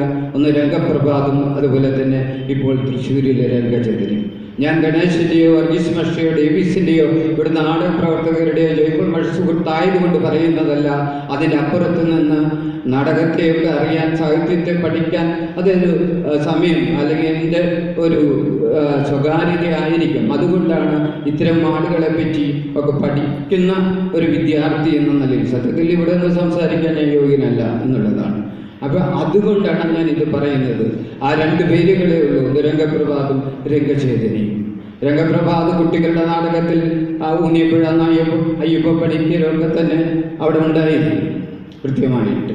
എങ്ങനെയായിരിക്കണം അപ്പോഴൊക്കെ ഏറ്റവും കേരളത്തിലെ നാടക പ്രവർത്തകർക്ക്, മുതിർന്ന നാടകക്കാർക്ക് കുട്ടികളുടെ നാടകം എന്ന് പറയുന്നത് അത് ഗൗരവമുള്ള ഒരു കുട്ടിക്കളിയല്ല, അല്ലെങ്കിൽ കുട്ടിക്കളിയല്ല എന്നും അത് ഗൗരവമുള്ള ഒരു പഠനം ആവശ്യപ്പെടുന്നുണ്ടെന്നും അത് ഒരു ചെറിയ കളിയല്ല എന്നും ഒക്കെ മനസ്സിലാക്കി അതിന് സിദ്ധാന്തങ്ങളുണ്ടെന്നും അതിന് സൈദ്ധാന്തികമായ അടിത്തറയുണ്ടെന്നും അതുപോലെ തന്നെ അതിന് നീതിശാസ്ത്രം വേണമെന്നും ഒക്കെ ചിന്തിച്ചിട്ടുള്ള ഒരു നാടകത്തിൻ്റെ ഒരു മനുഷ്യൻ, നാടകത്തിന് വേണ്ടി ജനിച്ചിട്ടുള്ള ഒരു മനുഷ്യൻ. അദ്ദേഹം ജനിച്ചത് നാടകത്തിന് വേണ്ടി തന്നെ ആയിരിക്കും എന്നാണ് നമ്മൾക്ക് വായിച്ചെടുക്കുമ്പോൾ തോന്നിയിട്ടുള്ളത്.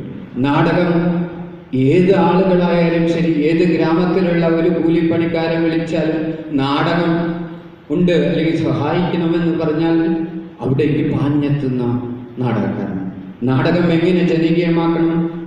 വലിയ ആളുകൾ മാത്രം കളിക്കുന്ന നാടകം, കുട്ടികൾ മാത്രം കളിക്കുന്ന നാടകം, കൗമാരക്കാർ മാത്രം കളിക്കുന്ന നാടകം എന്ന സങ്കല്പത്തിൽ നിന്ന് എല്ലാ മനുഷ്യരും, കുട്ടികൾ കളിക്കണം, തൊഴിലാളികൾ കളിക്കണം, മനുഷ്യരായ മനുഷ്യരൊക്കെ തന്നെ മുതിർന്നവരും അല്ലെങ്കിൽ നാടകത്തെ പ്രേമിക്കാത്തവരും എല്ലാവർക്കും കളിക്കാനുള്ള ഒരു ഇടം നാടകത്തിലുണ്ട്. അതിന് നാടകത്തിലേക്ക് അവരെ പ്രബുദ്ധരാക്കുക എന്നുള്ളത് കൂടി ഓരോ നാടക പ്രവർത്തകൻ്റെയും, കാരണം ഈ ലോകവേദി ഒരു നാടകം തന്നെയാണ്, അതിനുകൂടിയുള്ള ഒരു അർപ്പണ ബോധവും അധ്വാനവും ആവശ്യമുള്ള ഒരു പ്രക്രിയയാണ്. ഞാൻ വായിച്ചെടുത്തതിൽ നിന്ന് നാടകം തലേ ദിവസം നാടകം രംഗാവതരണം അല്ലെങ്കിൽ അതിൻ്റെ രംഗപടം ഒരുക്കുമ്പോൾ അദ്ദേഹം പേപ്പറിൽ കടലാസിൽ പശ തയ്ക്കാൻ കൂടുന്ന സംഭവത്തെ പറ്റി വായിച്ചിട്ടുണ്ട്.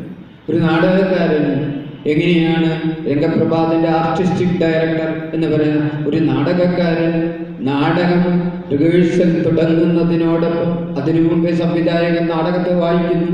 നടൻ പാഠവമുള്ള, വെറുതെയുള്ള ഒരു നടന്മാരല്ല, പാഠവമുള്ള നടന്മാർ, അവരെ പാഠവത്തിലേക്ക്, അവരെ ഗുണപരമായി അവരുടെ ക്യാരക്ടറിന് എന്ത് ശേഷിയില്ലെങ്കിലും അതിലേക്ക് എത്തിക്കുന്ന ഒരു നാടക സംവിധായകനാണ് എന്നുള്ളതാണ്. അത് നിനക്ക് ചെയ്യാൻ കഴിയും എന്ന് പറയുന്ന. രാവിലെ ജയസൂര്യ മാഷ് ഒരു കാര്യം പറഞ്ഞു. അദ്ദേഹം പ്രൊഫഷണൽ വളരെ അനുഭവമുള്ള ആളാണ്. കാരണം ജി ശങ്കരപ്പിള്ള സാറിനെ തൊട്ടിട്ടുണ്ട്. എനിക്കത് വളരെ രസമല്ല, എനിക്ക് ഹൃദയത്തിൽ ഇങ്ങനെ കടന്നുകൂടി. കാരണം ഈ മൈസർ എന്ന് പറഞ്ഞ നാടകം പ്രൊഫഷണൽ നാടകത്തിൽ നിന്നാണ് ഇത്ര ജയസൂര്യ മാഷ്, നമ്മളെ സുഹൃത്താണ്, പ്രിയപ്പെട്ട സുഹൃത്താണ്. അപ്പോൾ ഈ മൈസർ എന്ന നാടകം ഒരു വലിയ മുഴുനീള നാടകമാണ്. അപ്പോൾ ശങ്കരപ്പിള്ള സാറ് മുഴുനീള നാടകങ്ങൾ, കാവ്യ നാടകങ്ങൾ, റേഡിയോ നാടകങ്ങൾ തൊട്ട് നാടോടി നാടകങ്ങൾ, കാരണം അദ്ദേഹം കേരളത്തിൻ്റെ നാടോടി പാട്ടുകളെ, ഗാനങ്ങളെയൊക്കെ റിസർച്ച് ചെയ്തിട്ടുള്ള ഒരാളാണ്. അറിവിൻ്റെ ഒരു ഹിമാലയാണ്. ഏത് മേഖലയാണ് അറിയാത്തത് നോക്കിയാൽ നാടകത്തിന് അതൊക്കെ നാടകത്തിൽ കൃത്യമായി ഉപയോഗിക്കുക. ഏറ്റവും തല്ലിപ്പൊളി സിനിമയിൽ ചെന്ന് കാണുന്ന ഒരു മനുഷ്യനാണ്. അപ്പം അതിലറിയില്ല ഈ തല്ലിപ്പൊളി സിനിമയിൽ 2.5 മണിക്കൂർ കഴിയുമ്പോൾ ഒരു മുത്ത് എപ്പോഴാണ് കിട്ടുക എന്ന്, ഒരു മീൻ എപ്പോഴാണ് കിട്ടുക എന്ന് വിചാരിച്ച് ചൂണ്ടയുമായി ഇരിക്കുന്ന ഒരു മനുഷ്യനാണ് സമൂഹത്തിലേക്ക്. നാടകത്തിന് വേണ്ടി എന്തെങ്കിലും കിട്ടുമോ എന്ന് അറിഞ്ഞുകൊണ്ട് ലോക നാടകവേദിയിലെ ചലനങ്ങളിലും സമൂഹത്തിൻ്റെ ഇടയിലും ഒരു ചൂണ്ടയുമായി നടക്കുന്ന ഒരു മനുഷ്യനൊരൊറ്റയെ അങ്ങനെയാണ്. അപ്പോൾ ഈ ജയസൂര്യ മാഷനോട് പറയുക, അപ്പോൾ രാവിലെ അവിടെ പറഞ്ഞൊരു കാര്യം, വളരെ രസകരമായൊരു കാര്യം പറഞ്ഞു. ഈ മൈസർ എന്ന് പറഞ്ഞ നാടകം അഭിനയിക്കുമ്പോൾ ഈ പ്രൊഫഷണൽ നാടകത്തിൽ നിന്ന് വന്ന ജയസൂര്യ മാഷക്ക് പഴയ സ്വഭാവം ഈ ഇടയ്ക്കിടയ്ക്ക് ചായ കിട്ടും. അപ്പോൾ നാടകത്തിൻ്റെ ഓൺ സ്റ്റേജിൽ നിന്ന് ഓഫ് സ്റ്റേജിലേക്ക് പോകുമ്പോൾ അവിടെ ഒരാൾ ചായ അവിടെ കപ്പിൽ വെച്ചുകൊണ്ട് ചിലപ്പോൾ കാത്തിക്കുത്ര.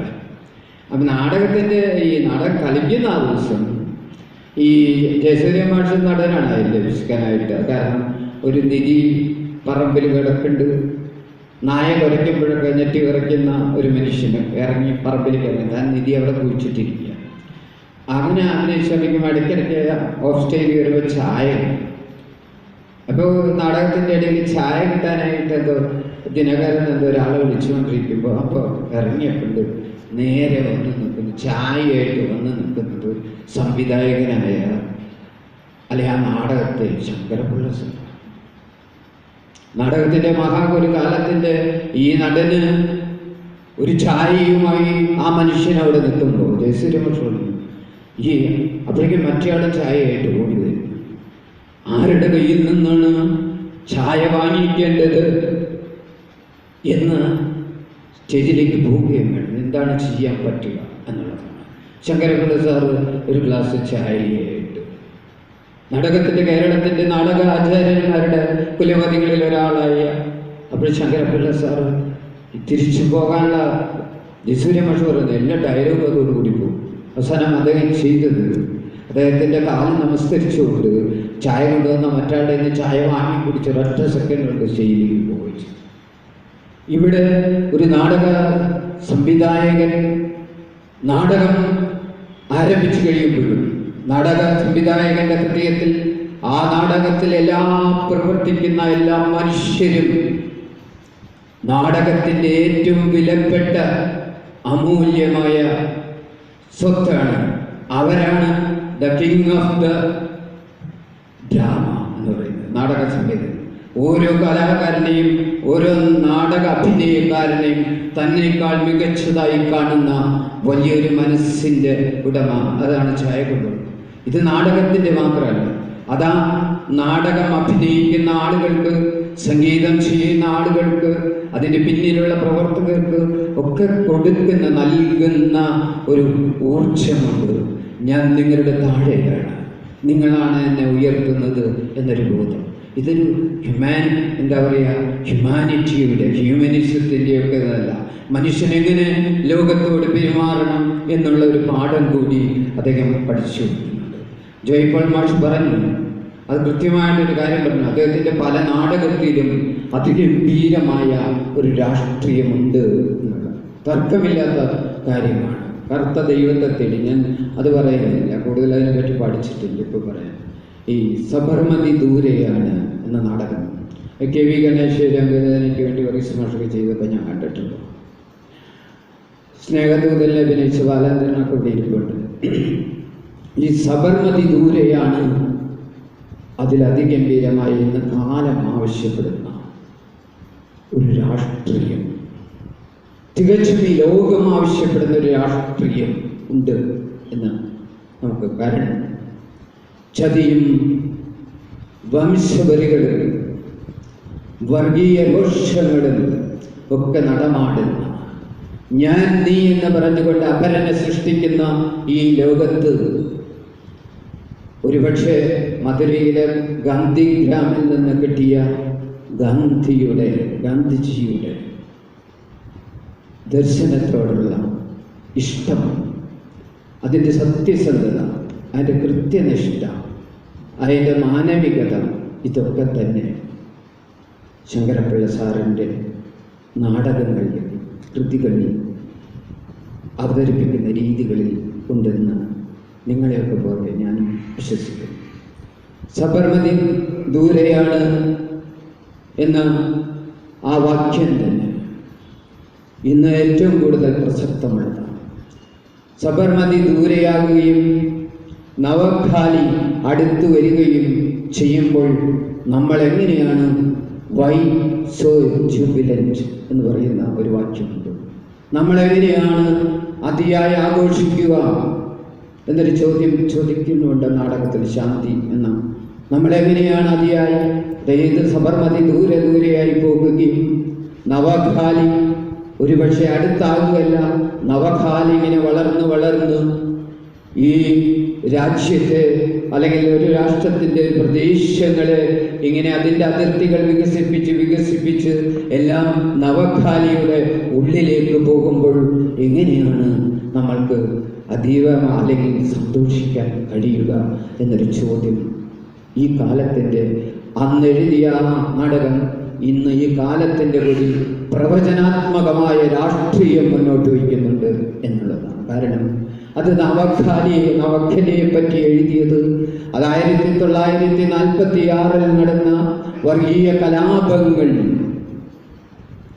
ബീഹാറിൽ നടന്ന മനുഷ്യൻ പച്ചയ്ക്ക് തിരിച്ചും മറിച്ചും വെട്ടുകയും കുട്ടികളെയും അമ്മമാരെയും കശാപ്പ് ചെയ്യുകയും അമ്മമാരുടെ വയറൊക്കെ പിളർന്നു കീറിയ ആ ശവങ്ങളിൽ കിടന്ന് കെട്ടിപ്പിടിച്ചുകൊണ്ട് കുഞ്ഞു കുട്ടികൾ പോലും, പാല് കുടിക്കാവുന്ന കുട്ടികൾ പോലും ചത്തമ്മയുടെ അമ്മിഞ്ഞ് കിട്ടുമോ എന്ന് കരയുന്ന ദൃശ്യങ്ങളിലൂടെ കലർന്നുപോയ സംഭവിച്ച ഒരു കാലത്തെ ഹൃദയത്തിൽ ഏറ്റുവാങ്ങിക്കൊണ്ട് ഏകദേശം മാധവനും വേണു എന്ന കഥാപാത്രവും ശാന്തിയും ദേവനും എന്നുള്ളൊരു കഥാപാത്രം.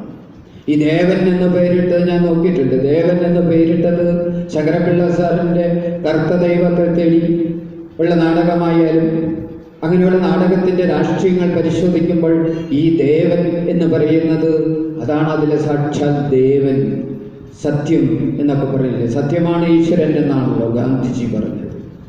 ഈശ്വരൻ സത്യമാണ് എന്ന് പറഞ്ഞ ശേഷം തിരുത്തുന്നുണ്ട് ഗാന്ധിജി. ഒരു യുക്തിവാദിക്കും തകർക്കാൻ പറ്റാത്ത രീതിയിൽ സത്യമാണ് ഈശ്വരൻ പറഞ്ഞു. ആ സത്യം ദേവനായിരുന്നു. മറ്റൊന്ന് വേണു എന്ന കഥാപാത്രമാണ്. വേണുവിന് കണ്ടു കാണില്ല എന്നുള്ളതാണ്. അതൊരു പല പ്രതീകാത്മകതയുണ്ട്. അത് വേണുവാണ്. വേണു പറഞ്ഞ പുല്ലാങ്കുഴലാണ്. ലോകത്തെ സംഗീതം കൊണ്ട് രസിപ്പിക്കുക, രമിപ്പിക്കുക എന്നുള്ളതിൻ്റെ അർത്ഥബോധത്തിൽ നിന്ന് നോക്കുമ്പോൾ ഒരു പുല്ലാങ്കുഴൽ പോലെ ഏതൊരു മനുഷ്യനും നീ ലോകത്തെ നിന്റെ ജീവിത സംഗീതം കൊണ്ട്, നിന്റെ സ്പർശ സംഗീതം കൊണ്ട്, നിന്റെ പെരുമാറ്റ സംഗീതം കൊണ്ട്, നിന്റെ ഇടപെടലിൻ്റെ സംഗീതം കൊണ്ട് ലോകത്തെ ആനന്ദിപ്പിക്കുന്ന ഒരു മനുഷ്യനായിട്ടാണ് വേണു നിൽക്കുന്നത്. മാധവൻ എന്ന് പറയുന്ന ആ ആൾ മാധവനാകുന്നത് പുല്ലാങ്കുഴലില്ലാത്ത കൃഷ്ണനാകുകയാണ്. കഥാപാത്രമാണ്. ഒരു പുല്ലാങ്കുഴൽ എന്ന് പറയുമ്പോൾ പുല്ലാങ്കുഴലുള്ള കൃഷ്ണനാണ് വേണ്ടത്. പുല്ലാങ്കുഴൽ വലിച്ചെറിഞ്ഞ കൃഷ്ണൻ ആയുധമെടുക്കുകയും സ്വാർത്ഥനാകുകയും ചെയ്യുമ്പോൾ അവിടെ സബർമതി ദൂരെയായിരിക്കും. അതാണ് ഇന്നത്തെ സൂക്ഷ്മമായ രാഷ്ട്രീയം. അതിൽ മുഹമ്മദ് കാസിം എന്ന് പറയുന്ന കഥാപാത്രമുണ്ട്.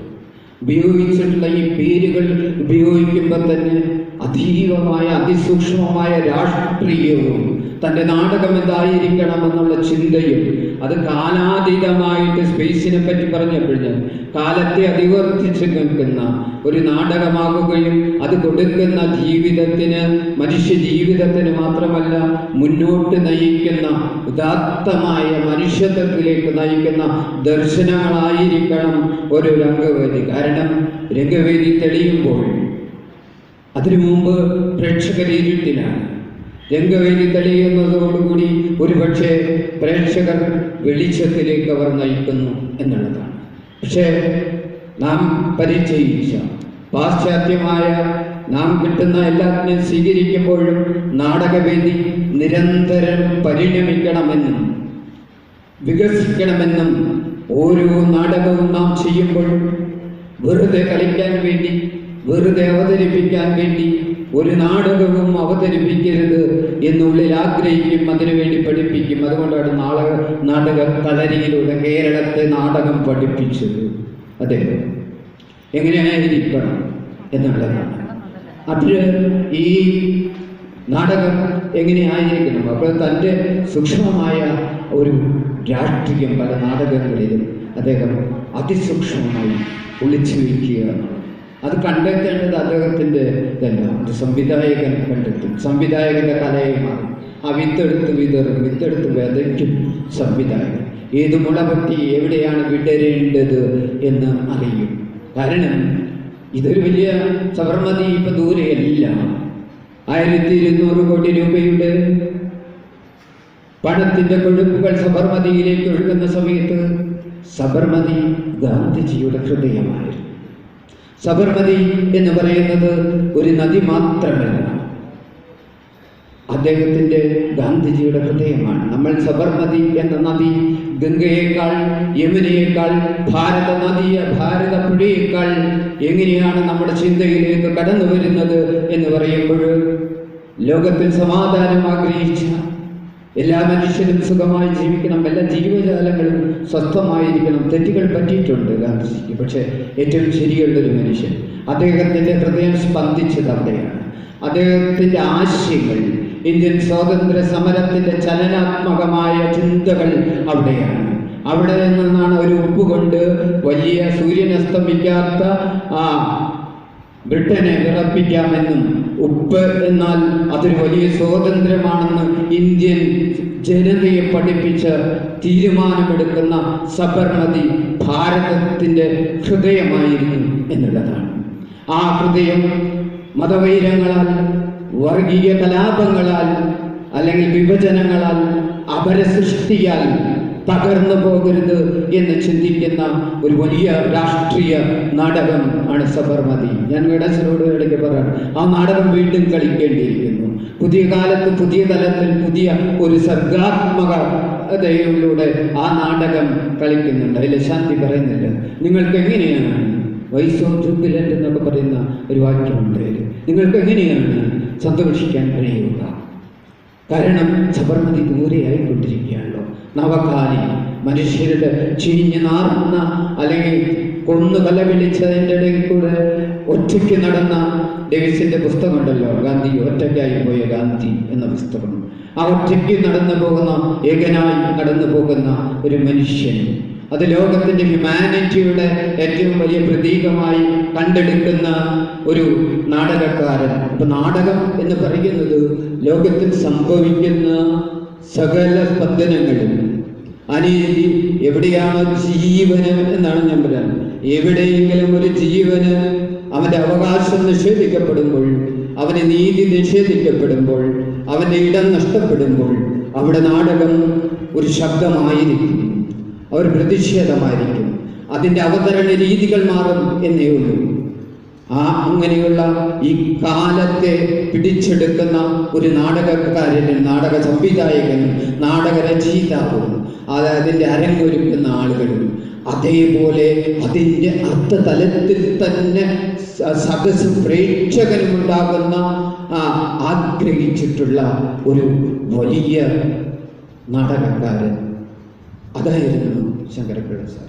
ആ മനുഷ്യനും വേണ്ടത്ര ഇന്ന് വരെ കേരളത്തിൽ വേണ്ടപ്പെട്ട ചെയറുകളോ അല്ലെങ്കിൽ ഉദാത്തമായ ഒരു ഓർമ്മപ്പെടുത്തുന്ന ഒരു സ്മാരകമോ ഉണ്ടായിട്ടില്ല. എങ്കിലും രംഗചേതനയ്ക്ക് അഭിമാനിക്കാം. കാരണം അദ്ദേഹത്തിൻ്റെ ഈ നാളുകളെങ്കിലും, അല്ലെങ്കിൽ അവരുടെ അദ്ദേഹം ശങ്കരപ്പിള്ള സാർ സ്വപ്നം കണ്ട നാടകത്തെ പറ്റിയുള്ള കുറേ ചിന്തകളെങ്കിലും, കുറേ സ്വപ്നങ്ങളെങ്കിലും, കുറേ ആഗ്രഹങ്ങളെങ്കിലും തങ്ങൾക്ക് പറ്റുന്ന വിധത്തിൽ നാടകത്തെ എപ്പോഴും ഊർജ്ജസ്വലമായി നിർത്തി ജനങ്ങളുടെ ഇടയിലേക്ക് പ്രവഹിപ്പിക്കാനുള്ള എളിയ അല്ലെങ്കിൽ വലിയ ശ്രമം നടത്താൻ കഴിയുന്നു എന്നത് ആ ശങ്കരപ്പിള്ള സാറിനോട് ചെയ്യുന്ന അർപ്പണം അല്ലെങ്കിൽ ആദരവാണ്. കാരണം തൻ്റെ ജീവിതം, തൻ്റെ ശ്വാസം, തൻ്റെ എല്ലാ സ്വപ്നങ്ങളും, തൻ്റെ കുടുംബം, അദ്ദേഹത്തിന് കുടുംബങ്ങളുണ്ടായിരുന്നില്ലല്ലോ, എല്ലാം നാടകത്തിന് വേണ്ടി, നാടകത്തിൻ്റെ ഓരോ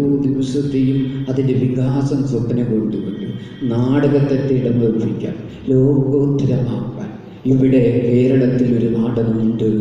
കേരളത്തിൽ നാടകക്കാരുണ്ട്. അവർ ലോകത്തിൻ്റെ ഒപ്പം നിൽക്കുന്നവരാണ്.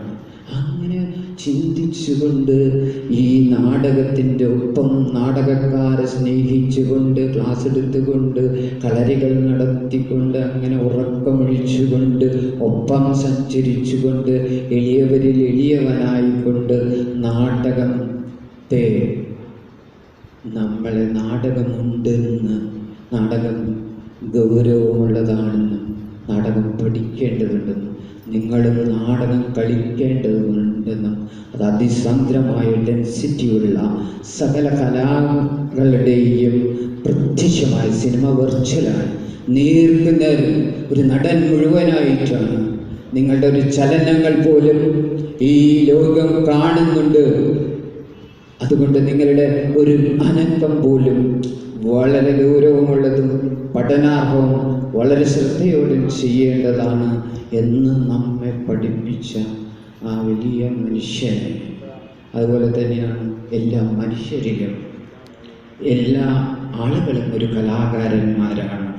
Artist is not a special kind of man, but every man is a special kind of artist എന്ന് പ്രഖ്യാപിച്ചുകൊണ്ട് നാടകത്തെ സകല മനുഷ്യനും വിതരണം ചെയ്ത മനുഷ്യൻ്റെ ഓർമ്മയിൽ നമസ്കരിച്ചുകൊണ്ട് നിർത്തുന്നു. നമസ്കാരം.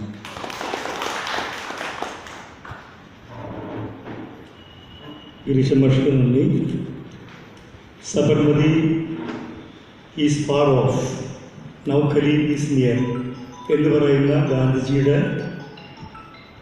അതിപ്രധാനമായിട്ടുള്ള പരാമർശം തൻ്റെ നാടകത്തിലൂടെ അനശ്വരമാക്കിയ, അതിലൂടെ മനുഷ്യത്വമാണ് ഏറ്റവും വലിയ രാഷ്ട്രീയം എന്ന് തിരിച്ചറിഞ്ഞ, ഇന്ന് നടപാടിക്കൊണ്ടിരിക്കുന്ന വർഗീയതയ്ക്കെതിരെ കൃത്യമായിട്ടും തൻ്റെ രാഷ്ട്രീയ നിലപാടെടുത്ത ശങ്കരപ്രസാദിനെ കുറിച്ചുള്ള പ്രഭാഷണം അതിമനോഹരമായി.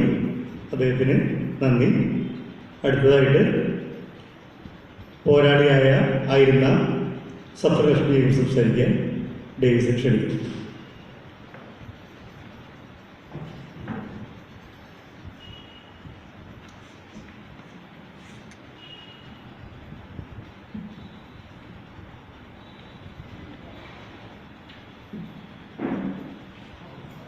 വേദിയിലും സദസ്സിലുമുള്ള ഗുരുജനങ്ങളെ, സഹോദരി സഹോദരന്മാരെ, എല്ലാവർക്കും നമസ്കാരം.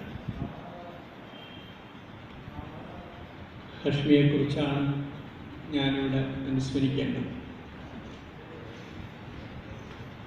ശങ്കരപ്പിള്ള സാറിനെ ഞാൻ ഒരുപാട് തവണ കണ്ടിട്ടുണ്ട്. സാഹിത്യ അക്കാദമിയിൽ വെച്ചും സംഗീത നാടക അക്കാദമിയിൽ വെച്ചും അതുപോലെ തന്നെ ഡ്രാമ സ്കൂളിൽ വെച്ചൊക്കെ തന്നെ ഞാൻ അദ്ദേഹത്തെ കണ്ടിട്ടുണ്ട്. പക്ഷെ അന്നൊന്നും എനിക്ക് അദ്ദേഹത്തെ അങ്ങനെ പരിചയപ്പെടണമെന്നൊന്നും തോന്നിയിട്ടില്ല. ഒരുപക്ഷെ അക്കാലത്ത് ഡ്രാമ സ്കൂളിലെ സമരമൊക്കെ ആയി ബന്ധപ്പെട്ട് ഞങ്ങൾ വിദ്യാർത്ഥികൾക്കുണ്ടായി വന്ന ചില ധാരണകളൊക്കെ ആകാം. ഒരുപക്ഷെ അദ്ദേഹത്തെ വളരെ അടുത്ത് ഒരുപാട് തവണ കണ്ടിട്ടും പരിചയപ്പെടാതെ പോയതെന്ന് തോന്നുന്നു. കേരള കോളേജിൽ നിന്ന് പലപ്പോഴും ഡ്രാമ സ്കൂളിലെ നാടകം കാണാൻ ഞങ്ങൾ പോകാറുണ്ട്. കേരള കോളേജിൽ നടന്നു തന്നെയാണ് പോകാറ്. അങ്ങനെയുള്ള ഒരുപാട് അനുഭവങ്ങൾ ഉണ്ടായിട്ട് ശങ്കരപ്പിള്ള സാറിനെ പരിചയപ്പെട്ടില്ല എന്നുള്ളത് പിന്നീട് അദ്ദേഹത്തിൻ്റെ കൃതികൾ വായിക്കുമ്പോഴും ജീവിതത്തെ അറിയുമ്പോഴും ഒക്കെ തന്നെ തോന്നി എന്നുള്ളത് ഞാനിവിടെ രേഖപ്പെടുത്താം. ഇവിടെ ഇന്ന് 2 പേരെ അനുസ്മരിക്കുമ്പോൾ ശങ്കരപ്പിള്ള സാറാണെങ്കിൽ ബൗദ്ധ പാരമ്പര്യത്തിൻ്റെയും അതുപോലെ തന്നെ ഗാന്ധിയൻ ദർശനത്തിൻ്റെയും ഒക്കെ തന്നെ ഒരു ശക്തനായ പ്രയോക്താവായിട്ട് ജീവിതത്തിൽ ഉയർന്നു വന്ന ഒരാളാണ്. കലാരംഗത്ത് പ്രവർത്തിച്ച ഒരാളാണ് അദ്ദേഹം. ഹഷ്മിയാകട്ടെ കമ്മ്യൂണിസ്റ്റ് പ്രസ്ഥാനത്തിൽ പ്രവർത്തിച്ച, നാടകത്തെ ഒരു വർഗസമര പ്രവർത്തനത്തിൻ്റെ പ്രയോഗമാക്കി മാറ്റിയ ഒരു മഹാനായ നാടകക്കാരനാണ്, കലാകാരനാണ് ഹഷ്മി. എനിക്ക് ഈ ഒരു അനുസ്മരണത്തിൻ്റെ ഒരു രംഗചേതനയുടെ പാരമ്പര്യം വെച്ച് തന്നെ നോക്കുമ്പോൾ എനിക്ക് തോന്നിയൊരു സംഗതി, ഇന്ത്യ ആവശ്യപ്പെടുന്ന ഒരു ഗാന്ധിയൻ കമ്മ്യൂണിസ്റ്റ് പാരമ്പര്യം, ഒരു ഗാന്ധിയൻ കമ്മ്യൂണിസ്റ്റ് ദർശനത്തിൻ്റെ ഒരു ഇവല്യൂഷൻ ഉണ്ടാക്കുന്നതിനുള്ള ഒരു എന്താ പറയുക, രംഗചേതന അറിഞ്ഞോ അറിയാതെയോ ആയിരിക്കാം. പക്ഷെ അത്തരത്തിലുള്ള ഒരു ഗാന്ധിയൻ കമ്മ്യൂണിസ്റ്റ് പാരമ്പര്യത്തെ, അത്തരത്തിലുള്ള ഒരു സാംസ്കാരിക രാഷ്ട്രീയത്തെ ഒക്കെ തന്നെ ഉയർത്തിക്കൊണ്ടുവരുന്നതിന് രംഗചേതന നടത്തുന്ന പരിശ്രമങ്ങൾ വളരെ സാർത്ഥകമാണെന്നാണ് എനിക്കിപ്പോൾ തോന്നുന്നത്. തീർച്ചയായിട്ടും ഒരുപക്ഷെ കേരളത്തിൽ പോലും അത്തരത്തിലുള്ള ഒരു ഗാന്ധിയൻ കമ്മ്യൂണിസ്റ്റ് പാരമ്പര്യത്തെ നമ്മൾ വേണ്ട വിധം വായിച്ചെടുക്കാനും അത്തരത്തിലുള്ള വ്യക്തിത്വങ്ങളെ ഉൾക്കൊള്ളാനും അതാണ് ഇന്ത്യ ആവശ്യപ്പെടുന്നത്, ഇന്ത്യൻ മനസ്സ് ആവശ്യപ്പെടുന്നത്, അതാണ് കേരളം ആവശ്യപ്പെടുന്നത് എന്ന്, അല്ലെങ്കിൽ പുതിയ കാലഘട്ടം ആവശ്യപ്പെടുന്നത് എന്ന് നമുക്ക് ബോധ്യപ്പെടേണ്ട ഒരു സന്ദർഭത്തിലാണ് ഈ ഒരു അനുസ്മരണം നടക്കുന്നത്. തീർച്ചയായിട്ടും ഞാൻ നേരത്തെ സൂചിപ്പിച്ചു, നാടകം തീർച്ചയായിട്ടും നമ്മൾ നാടകത്തെ കാണേണ്ടത് ഹഷ്മിയുടെയും ശങ്കരപ്പിള്ള സാറിൻ്റെയും ജീവിത പശ്ചാത്തലത്തിൽ കാണേണ്ടത് നാടകം ഒരു മനുഷ്യാവകാശ പ്രവർത്തനമാണ് എന്നുള്ള വസ്തുതയാണ്. തീർച്ചയായിട്ടും ആ അർത്ഥത്തിൽ നാടകത്തെ കാണാൻ, നാടകത്തെ ആവിഷ്കരിക്കാൻ ശ്രമിച്ച ഒരു മഹാനായ കലാകാരനാണ് ഹഷ്മി പ്രവർത്തിച്ച ജനനാട്യമഞ്ജരൻ ഏതാണ്ട് 50 വർഷം തികയുന്നതാണ് വർഷമാണ് 2023. ഇപ്പോൾ 50-ാം വർഷത്തിലേക്ക്, 49 വർഷം കഴിഞ്ഞ ഒരു 50-ാം വർഷത്തിലേക്ക് നടന്നുകൊണ്ടിരിക്കുകയെന്നാണ് ഞാൻ മനസ്സിലാക്കുന്നത്. തീർച്ചയായിട്ടും ജനനാട്യമഞ്ചിലൂടെ അദ്ദേഹം വളർത്തിയെടുക്കാൻ ശ്രമിച്ച ഒരു നാടക പ്രവർത്തനം, കലാപ്രവർത്തനം, ഒരു സാംസ്കാരിക പ്രവർത്തനം, അതിൻ്റെ ഒരു വൈപുല്യം ഒക്കെ മനസ്സിലാക്കുമ്പോഴാണ് ആ കലാകാരൻ എങ്ങനെയാണ് ഈ രീതിയിൽ രക്തസാക്ഷിത്വം വരിക്കേണ്ടി വരുന്നത് എന്ന് നമുക്ക് മനസ്സിലാവുക. അദ്ദേഹം ഏതാണ്ട് 1973 അദ്ദേഹം ഈ ജനനാട്യമഞ്ച് വരുന്നതെങ്കിലും അദ്ദേഹം ഒരു 1976 അദ്ദേഹം കമ്മ്യൂണിസ്റ്റ് പാർട്ടിയുടെ അംഗമായി മാറുന്നത്. അദ്ദേഹം ഡൽഹിയിലെ വളരെ ഉന്നതമായിട്ടുള്ള കുടുംബങ്ങളിൽ നിന്നുള്ള കുട്ടികൾ പഠിക്കുന്ന സെന്റ് സ്റ്റീഫൻസ് കോളേജിലാണ് പഠിച്ചത്. അക്കാലത്ത് ഇന്ത്യയിലാകമാനം ഉയർന്നു വരുന്ന തീവ്രവാദ രാഷ്ട്രീയത്തിൻ്റെ ഒക്കെ തന്നെ ഒരുപാട് അനുരണനങ്ങൾ ഡൽഹിയിലൊക്കെ ഉണ്ടായിക്കൊണ്ടിരിക്കുന്ന സന്ദർഭത്തിലാണ്. പക്ഷെ അതിൽ നിന്നൊക്കെ വ്യത്യസ്തനായി പിന്നീട് അദ്ദേഹം SFIയിലേക്ക് അടുക്കുകയും CITUവിൻ്റെ തന്നെ പ്രവർത്തകനായിട്ടും അതുപോലെ തന്നെ CITU നടത്തുന്ന പ്രവർത്തനങ്ങളോടൊക്കെ തന്നെ കൃത്യമായിട്ട് രാഷ്ട്രീയ നിലപാടെടുത്തുകൊണ്ട് നാടകങ്ങൾ ആവിഷ്കരിക്കാനാണ് അദ്ദേഹം ശ്രമിച്ചിട്ടുള്ളത്. അദ്ദേഹത്തിൻ്റെ നാടകങ്ങളൊക്കെ വളരെ പ്രത്യക്ഷമായ രാഷ്ട്രീയം പറയുന്ന നാടകങ്ങളാണ്. അദ്ദേഹത്തിൻ്റെ ജീവിത ദർശനത്തിൻ്റെ പൊരുള് ഇത്തരത്തിൽ നമ്മൾ മനസ്സിലാക്കാവുന്നതാണ്. അദ്ദേഹത്തിൻ്റെ ഈ നാടക സങ്കല്പത്തിൻ്റെ തന്നെ പൊരുള് ഞാനിവിടെ ഒന്ന് വായിക്കാം. നിങ്ങളല്ലേ പറഞ്ഞത് മനുഷ്യവംശം ഉത്തരങ്ങൾ കണ്ടെത്തി കഴിഞ്ഞുവെന്ന്, ഉദാര ജനാധിപത്യം ചരിത്രത്തിൻ്റെ അന്ത്യം രേഖപ്പെടുത്തുന്നു എന്ന്, നമ്മെ ദാരിദ്ര്യത്തിൽ നിന്ന് രക്ഷിക്കുന്നു എന്ന്. കണ്ണു തുറന്നു നോക്കൂ, നിങ്ങളുടെ താന്തോന്നി മുതലാളിത്തം നമ്മുടെ ഓരോ ഇഞ്ച് ഭൂമിയും, നമ്മുടെ കുടുംബം, നമ്മുടെ സംസ്കാരം, ഭാഷ, കൃഷി, ഭക്ഷണം, നമ്മുടെ അന്തസ്സ് ഇവയെ മുച്ചൂടും മുടിക്കുന്നത് കാണും. നിങ്ങളുടെ സമ്പത്ത് നിങ്ങളുടെ കയ്യിൽ തന്നെ ഇരിക്കട്ടെ, ഞങ്ങൾക്കത് വേണ്ട. കാരണം ചൂഷണത്തിൽ നിന്ന് ഉണ്ടാക്കുന്നതല്ല, ചൂഷണം ചെയ്യപ്പെടാതെ സംരക്ഷിക്കപ്പെടുന്നതാണ് സമ്പത്ത് എന്ന് ഞങ്ങൾ തിരിച്ചറിയുന്നു. നിങ്ങൾക്കിനി മാർഗങ്ങൾ പലതില്ല. നിങ്ങൾക്കിനി ഞങ്ങളെ കോളനിവൽക്കരിക്കാൻ കഴിയില്ല. നിങ്ങൾക്കിനി മുതലാളിത്തം വേദവാക്യമായി പ്രചരിപ്പിക്കാൻ കഴിയില്ല. നിങ്ങൾക്കിനി ഞങ്ങളെ പാർശ്വവൽക്കരിക്കാൻ കഴിയില്ല. കാരണം ചരിത്രം ഞങ്ങളെ സത്യം പഠിപ്പിക്കുന്നു. നിങ്ങൾ ചരിത്രത്തെ വക്രീകരിക്കാൻ നിരന്തരം ശ്രമിക്കുന്നു. പക്ഷേ വക്രീകരണത്തിന് വഴങ്ങാതെ അത് വീണ്ടും വീണ്ടും ഉയർത്തുന്നു. സത്യം എന്നും പുലരുന്നു. അത് സനാതനമാണ്. ഭൂതം പണ്ടത്തേക്കാൾ പ്രതിബദ്ധതയോടെ ലോകത്തെ വേട്ടയാടുകയാണ്. സത്യത്തിൻ്റെ ഭൂതം, കമ്മ്യൂണിസത്തിൻ്റെ ഭൂതം. അങ്ങനെ കൃത്യമായൊരു വർഗരാഷ്ട്രീയ നിലപാടെടുത്തുകൊണ്ട് ആണ് അദ്ദേഹം ജീവിതത്തിൽ ഉടനീളം പ്രവർത്തിച്ചത്. അങ്ങനെ ജനനാട്യമഞ്ചിലൂടെ വികസിച്ചു വന്ന ഈ നാടക സങ്കല്പം 1976 മുതൽ 1988 വരെയുള്ള 12 വർഷക്കാലം അദ്ദേഹം എല്ലാ അർത്ഥത്തിലും നാടകരംഗത്ത് ഒരു സമ്പൂർണ്ണ നാടകക്കാരൻ എന്നുള്ള രീതിയിൽ, കാരണം അദ്ദേഹത്തിന് നന്നായി പാട്ടുപാടാൻ അറിയാമായിരുന്നു, നന്നായിട്ട് ചിത്രങ്ങൾ വരയ്ക്കാൻ അറിയാമായിരുന്നു, രംഗപടം തയ്യാറാക്കാൻ അറിയാമായിരുന്നു.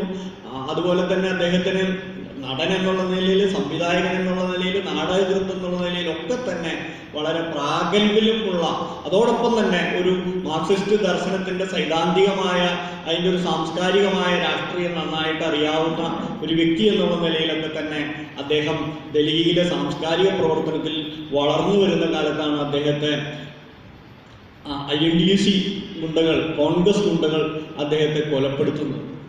തീർച്ചയായിട്ടും അദ്ദേഹത്തിൻ്റെ രക്തസാക്ഷിത്വം രംഗജയതനെ പോലുള്ള സാംസ്കാരിക പ്രസ്ഥാനങ്ങൾ മാത്രമല്ല കൃത്യമായി ആചരിക്കേണ്ടത്, അത് കേരളത്തിലെ മാത്രമല്ല ഇന്ത്യയിലെ തന്നെ തൊഴിലാളി വർഗ പ്രസ്ഥാനങ്ങൾ ആചരിക്കേണ്ടതായിട്ടുള്ള ഒരു രക്തസാക്ഷിത്വമാണത്. പക്ഷെ ആ രീതിയിൽ ആരും അതിനെ മനസ്സിലാക്കപ്പെട്ടിട്ടില്ല എന്നാണ് തോന്നുന്നത്. അദ്ദേഹം ഹല്ലാബോൾ എന്ന് പറഞ്ഞ ഒരു ഏതാണ്ട് ഒരു 80ഓളം നാടകങ്ങൾ, തെരുവ് നാടകങ്ങൾ തന്നെ അദ്ദേഹത്തിൻ്റെ സംഘം അവർ സതീഷ് സാക്സേനയും ഒക്കെ തന്നെ ചേർന്നുകൊണ്ട് അവതരിപ്പിക്കാൻ ശ്രമിച്ചിട്ടുണ്ട്. പ്രൊസീനിയം നാടകങ്ങൾ തന്നെ ഒരു ഏതാണ്ട് ഒരു 10-18 അവതരിപ്പിക്കാനായിട്ട് ഉള്ള ശ്രമങ്ങൾ അദ്ദേഹം നടത്തിയിരുന്നു. അദ്ദേഹത്തിൻ്റെ ഒരു കുടുംബ പാരമ്പര്യം നോക്കുമ്പോൾ അദ്ദേഹം ഇങ്ങനെ ഒരു സമ്പൂർണ്ണ കമ്മ്യൂണിസ്റ്റ് ആയിട്ട് വരുന്നതിൽ അദ്ദേഹത്തെ നയിച്ച അദ്ദേഹത്തിൻ്റെ അച്ഛൻ തന്നെ കമ്മ്യൂണിസ്റ്റ് പാരമ്പര്യമുള്ള ഒരാളായിരുന്നു. 1946 ജയിലിൽ എടുക്കുന്ന സമയത്ത് മാപ്പെഴുതി കൊടുക്കാൻ പറഞ്ഞിട്ട് അദ്ദേഹത്തിൻ്റെ അച്ഛൻ മാത്രമല്ല അദ്ദേഹത്തിൻ്റെ കുടുംബത്തിൽ തന്നെ ഒരുപാട് പേര്, 3-4 പേര് ജയിലിൽ കിടക്കുന്ന സന്ദർഭത്തിലൊക്കെ തന്നെ മാപ്പെഴുതി കൊടുക്കാൻ അവരുടെ അമ്മയോട് പറഞ്ഞപ്പോൾ അങ്ങനെ മാപ്പെഴുതി കൊടുക്കാൻ തയ്യാറാവാതിരുന്ന ഒരു ധീരമായ പാരമ്പര്യമുള്ള ഒരാളാണ് ഹഷ്മിയുടെ. അവരുടെ പാരമ്പര്യം എന്ന് പറയുന്നത് ഒരു സൂഫി പാരമ്പര്യത്തിൽ നിന്ന് അതിൻ്റെയൊക്കെ തന്നെ സമ്പന്നമായ ഒരു സാംസ്കാരിക പാരമ്പര്യമുള്ള, ഹഷ്മിയുടെ അമ്മയടക്കം വലിയ വായനക്കാരിയും ഒക്കെ ആയിരുന്നു. ആ രീതിയിൽ വളർന്നു വന്ന ഒരു വ്യക്തിത്വമാണ് ഒരു എന്താ പറയുക, ഡൽഹിയിലെ ചേരികളിലെ ജീവിതം കണ്ട് ഹല്ലാബോൾ നാടകം വായിക്കുമ്പോൾ പറയാം, കൃത്യമായിട്ട് ഡൽഹിയിലെ ചേരികളുടെ ജീവിതം അവതരിപ്പിക്കാനാണ് അതിൽ ശ്രമിക്കുന്നത്. സാധാരണ ഒരു തെരുവ് നാടകം നമ്മൾ പറയുന്ന പോലെ വളരെ ലാഘവബുദ്ധിയോട് കൂടിയല്ല അദ്ദേഹം കണ്ടിട്ടുള്ളതെന്ന് ആ നാടകങ്ങളൊക്കെ വായിക്കുമ്പോൾ നമുക്ക് മനസ്സിലാവും.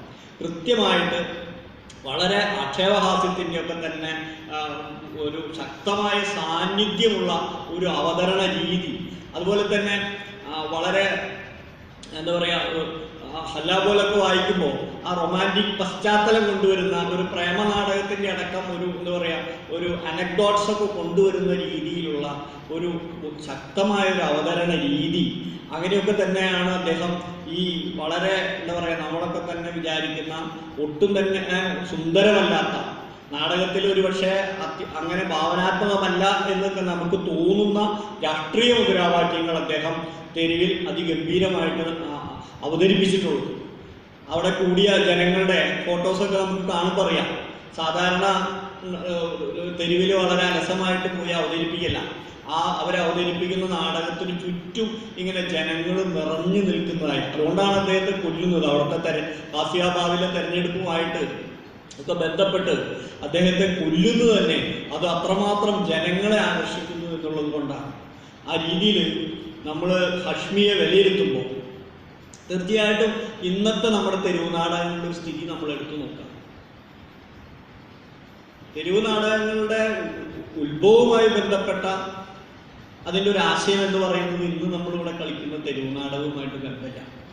റഷ്യൻ വിപ്ലവത്തിന് ശേഷമുള്ള കാലത്ത് ആണ് റഷ്യയിലൊക്കെ തെരുവ് നാടകം വന്നത്. തെരുവ് മുഴുവൻ അരങ്ങായിട്ടാണ് ശരിക്ക് തെരുവ് അരങ്ങാണ് ശരിക്കും. തെരുവ് മൊത്തം അരങ്ങായിട്ടാണ് തെരുവ് നാടകങ്ങളെ പ്ലാൻ ചെയ്തിരുന്നത്. തെരുവ് നാടകങ്ങൾ ആദ്യകാലത്ത് അവതരിപ്പിച്ചിരുന്നത് വലിയ കമ്പനികളുടെ പടിക്കൊക്കെയാണ്, ഫാക്ടറികളുടെ പടിക്കൊക്കെയാണ് ജർമ്മനിയിലും കൂടെയൊക്കെ തന്നെ തെരുവ് നാടകങ്ങൾ അവതരിപ്പിച്ചിരുന്നത്. ഇവിടുത്തെ നാടകങ്ങൾ ഒരു തെരുവ് മൂല നാടകങ്ങളാണ്. ഏതെങ്കിലും ഒരു മൂലയ്ക്ക് വന്ന് കളിക്കുന്ന രീതിയിലുള്ള നാടകങ്ങളാണ്. അങ്ങനെ തെരുവിനെ അരങ്ങാക്കിക്കൊണ്ട് കളിക്കുന്ന ഒരു വലിയ ഒരു ക്യാൻവസിൻ്റെ പശ്ചാത്തലമുള്ള ഒരു നാടകമാണ് തെരുവ് നാടകം. അത് ഉത്ഭവകാലത്തൊക്കെ തന്നെ. പക്ഷെ നമ്മുടെ കേരളത്തിലൊക്കെ ആ രീതിയിലല്ല അത് വികസിച്ചത് എന്ന് മാത്രമല്ല, ഇന്ന് തെരുവ് നാടകം പലപ്പോഴും വളരെ ലാഘവബുദ്ധിയോടെയാണ് നമ്മളൊക്കെ കൈകാര്യം ചെയ്യുന്നത്. അവിടെയാണ് ഹഷ്മിയെ പോലുള്ള ആളുകൾ. ഒരിക്കലും നമുക്കറിയാം തെരുവ് നാടക രംഗത്ത് നമ്മുടെ കേരളത്തിലെ ആചാര്യന്മാരെന്ന് പറയുന്ന വിശേഷിപ്പിക്കപ്പെടുന്ന നാടകക്കാരൊന്നും പലപ്പോഴും കാണില്ല. ജീവിതത്തിൽ എവിടെയും രേഖപ്പെടുത്താത്ത നാടക കലാകാരന്മാരാണ് തെരുവിൽ നിന്നുകൊണ്ട് ഇത് കളിക്കുന്നത്. അവർക്ക് തീർച്ചയായിട്ടും വലിയ കലാകാരനാവണമെന്ന് യാതൊരു ആഗ്രഹവുമില്ല. അവർ ഒരു സാംസ്കാരിക രാഷ്ട്രീയ പ്രവർത്തനത്തിൻ്റെ ഭാഗമായിട്ട്, ഒരു രാഷ്ട്രീയ പ്രവർത്തനത്തിൻ്റെ ഭാഗമായിട്ടാണ് ചരിത്രത്തിലെ ഒരു നിയോഗം എന്നുള്ള രീതിയിൽ തെരുവ് നാടകത്തിൽ അഭിനയിക്കുന്നത്. അതുകൊണ്ട് തെരുവ് നാടകം എന്ന് പറയുന്ന നാടകത്തെ പോലും നമ്മുടെ നാട്ടിലെ എന്താ പറയുക നാടക സാഹിത്യ ചരിത്രകാരന്മാർ എത്രമാത്രം വിലയ്ക്ക് എടുത്തിട്ടുണ്ടെന്ന് ചോദിച്ചാൽ അവരതൊന്നും തന്നെ പലപ്പോഴും നാടകമായിട്ട് കാണുന്നില്ല എന്നുള്ളതാണ് വസ്തുത. പക്ഷെ നമ്മൾ മനസ്സിലാക്കേണ്ട ഒരു കാര്യം, ഇപ്പോൾ പാട്ടവാക്യം എന്ന് പറയുന്ന നാടകം നമ്മൾ എടുത്തു നോക്കാം. പാട്ടവാക്യം എന്ന് പറയുന്ന നാടകം അതിൻ്റെ കലാമൂല്യം വെച്ച് നോക്കുമ്പോൾ അത് അത്ര വലിയ നാടകമല്ല. അതിന് അവതരണപരമായിട്ട് ആ രീതിയിൽ പറയണമെങ്കിൽ പല കുറവുകളും നമ്മുടെ നാടക സൈദ്ധാന്തികന്മാർക്ക് കണ്ടെത്താൻ കഴിയും. ഇന്ന് ഒരുപക്ഷെ ഇപ്പോഴൊക്കെ ആണെങ്കിൽ ഒരുപക്ഷെ നമ്മുടെ ആളുകളൊക്കെ വല്ലാത്ത രീതിയിൽ നമ്മുടെ യൂണിവേഴ്സിറ്റി പ്രൊഫസർമാരൊക്കെ അത് പിച്ച് ചീന്തി എറിയും. പക്ഷേ നമ്മൾ മനസ്സിലാക്കേണ്ട ഒരു കാര്യം, എന്തുകൊണ്ടാണ് പാട്ടവാക്യം എന്നുള്ളൊരു നാടകം ചരിത്രത്തിൽ ഇത്രമാത്രം രേഖപ്പെട്ട് കിടക്കുന്നത്? മലയാള നാടകത്തിൻ്റെ ചരിത്രം എഴുതുമ്പോൾ നിങ്ങൾക്ക് പാട്ടവാക്കിയെ അവഗണിച്ചുകൊണ്ട് കഴിയില്ല. കേരളത്തിൻ്റെ രാഷ്ട്രീയ ചരിത്രം എഴുതുമ്പോൾ നിങ്ങൾക്ക് പാട്ടവാക്കിയെ അവഗണിച്ചുകൊണ്ട് കഴിയില്ല. പിന്നെ എങ്ങനെയാണ് പാട്ടവാക്കി കേരളത്തിൻ്റെ ചരിത്രത്തിൽ ഇടം പിടിച്ചത്? ജനങ്ങൾ ഓരോ തവണ അവതരിപ്പിക്കുമ്പോഴും അതിൽ കൂടുതൽ ജനങ്ങൾ തിങ്ങി നിറഞ്ഞു വന്നത്. കാരണം അത് മനുഷ്യൻ്റെ അന്നത്തെ പൊള്ളുന്ന ജീവിത പ്രശ്നങ്ങളെ അവതരിപ്പിച്ചു എന്നുള്ളതാണ് ആ നാടകമായി ചരിത്രത്തിൽ രേഖപ്പെടുത്തുന്നത്. അതുകൊണ്ട് നാടകം എന്ന് പറയുന്നത് തീർച്ചയായിട്ടും അതിനെ ഒരു മനുഷ്യാവകാശത്തിൻ്റെ, മനുഷ്യജീവിതത്തിൻ്റെ പൊള്ളുന്ന ജീവിത യാഥാർത്ഥ്യങ്ങളെ പ്രതിഫലിപ്പിക്കുന്ന, ഞാൻ പറയുന്നത് ഒരു പക്ഷേ വളരെ സൂപ്പർഫിഷ്യലായിട്ട് തോന്നും. പക്ഷെ നമ്മൾ മനസ്സിലാക്കേണ്ട ഒരു കാര്യം, നമ്മളൊരു കാര്യം ആത്മാർത്ഥമായിട്ട് പറയാൻ ശ്രമിക്കുകയാണെങ്കിൽ അതിന് ഏതൊരു തിയേറ്ററിൻ്റെ അടക്കം സപ്പോർട്ടില്ല, തിയേറ്റർ അടക്കം ആ പറച്ചിലിൽ രൂപപ്പെട്ടു വരും. അതാണ് നമ്മൾ മനസ്സിലാക്കേണ്ടത്.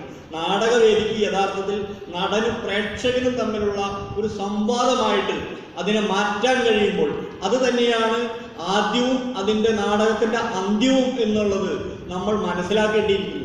ഇന്ന് നമ്മുടെ നാടകം വളരെ കെട്ടുകാഴ്ചയുടേതാക്കി മാറ്റുന്നതിൽ നമ്മുടെ യൂണിവേഴ്സിറ്റി എന്താ പറയുക നാടക പഠിതാക്കൾക്കുള്ള പങ്ക്, യൂണിവേഴ്സിറ്റി അധ്യാപകർക്കുള്ള പങ്ക്, നാടകം എന്ന് പറഞ്ഞാൽ അതൊരു വൻകിട സാങ്കേതികവിദ്യയുടെ, പുതിയ കാലത്തിൻ്റെ സാങ്കേതികവിദ്യയുടെ സഹായത്താൽ ഓടുന്ന, ലക്ഷക്കണക്കിന് രൂപ ചെലവാക്കുന്ന അത്തരത്തിലുള്ള ഒരു നാടകം എന്നുള്ളൊരു സങ്കല്പത്തിലേക്ക് നമ്മുടെ നാടകം വളർന്നപ്പോൾ തീർച്ചയായിട്ടും അത് ജനങ്ങളിൽ നിന്ന് അന്വീകരിക്കുകയാണ് ഉണ്ടായിട്ടുള്ളത്. നമ്മൾ അടുക്കളയിൽ നിന്ന് അരങ്ങത്തേക്ക് എടുത്ത് നോക്കിക്കോ, ഏത് നാടകം എടുത്ത് നോക്കിക്കഴിഞ്ഞാലും, അതുപോലെ തന്നെ ഇന്ത്യയുടെ നാടക ചരിത്രത്തിൽ നീലദർപ്പൺ പോലുള്ള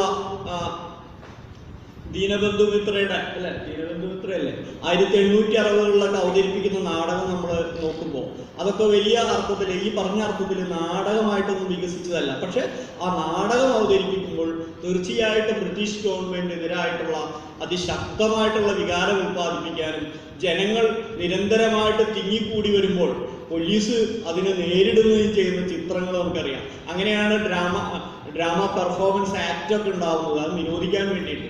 ഈ നീലദർപ്പൺ അതിൻ്റെ ഇംഗ്ലീഷ് വേർഷൻ ഒരു ഫാദർ ജെയിംസ് എന്ന് പറഞ്ഞ ആളുണ്ടാക്കി.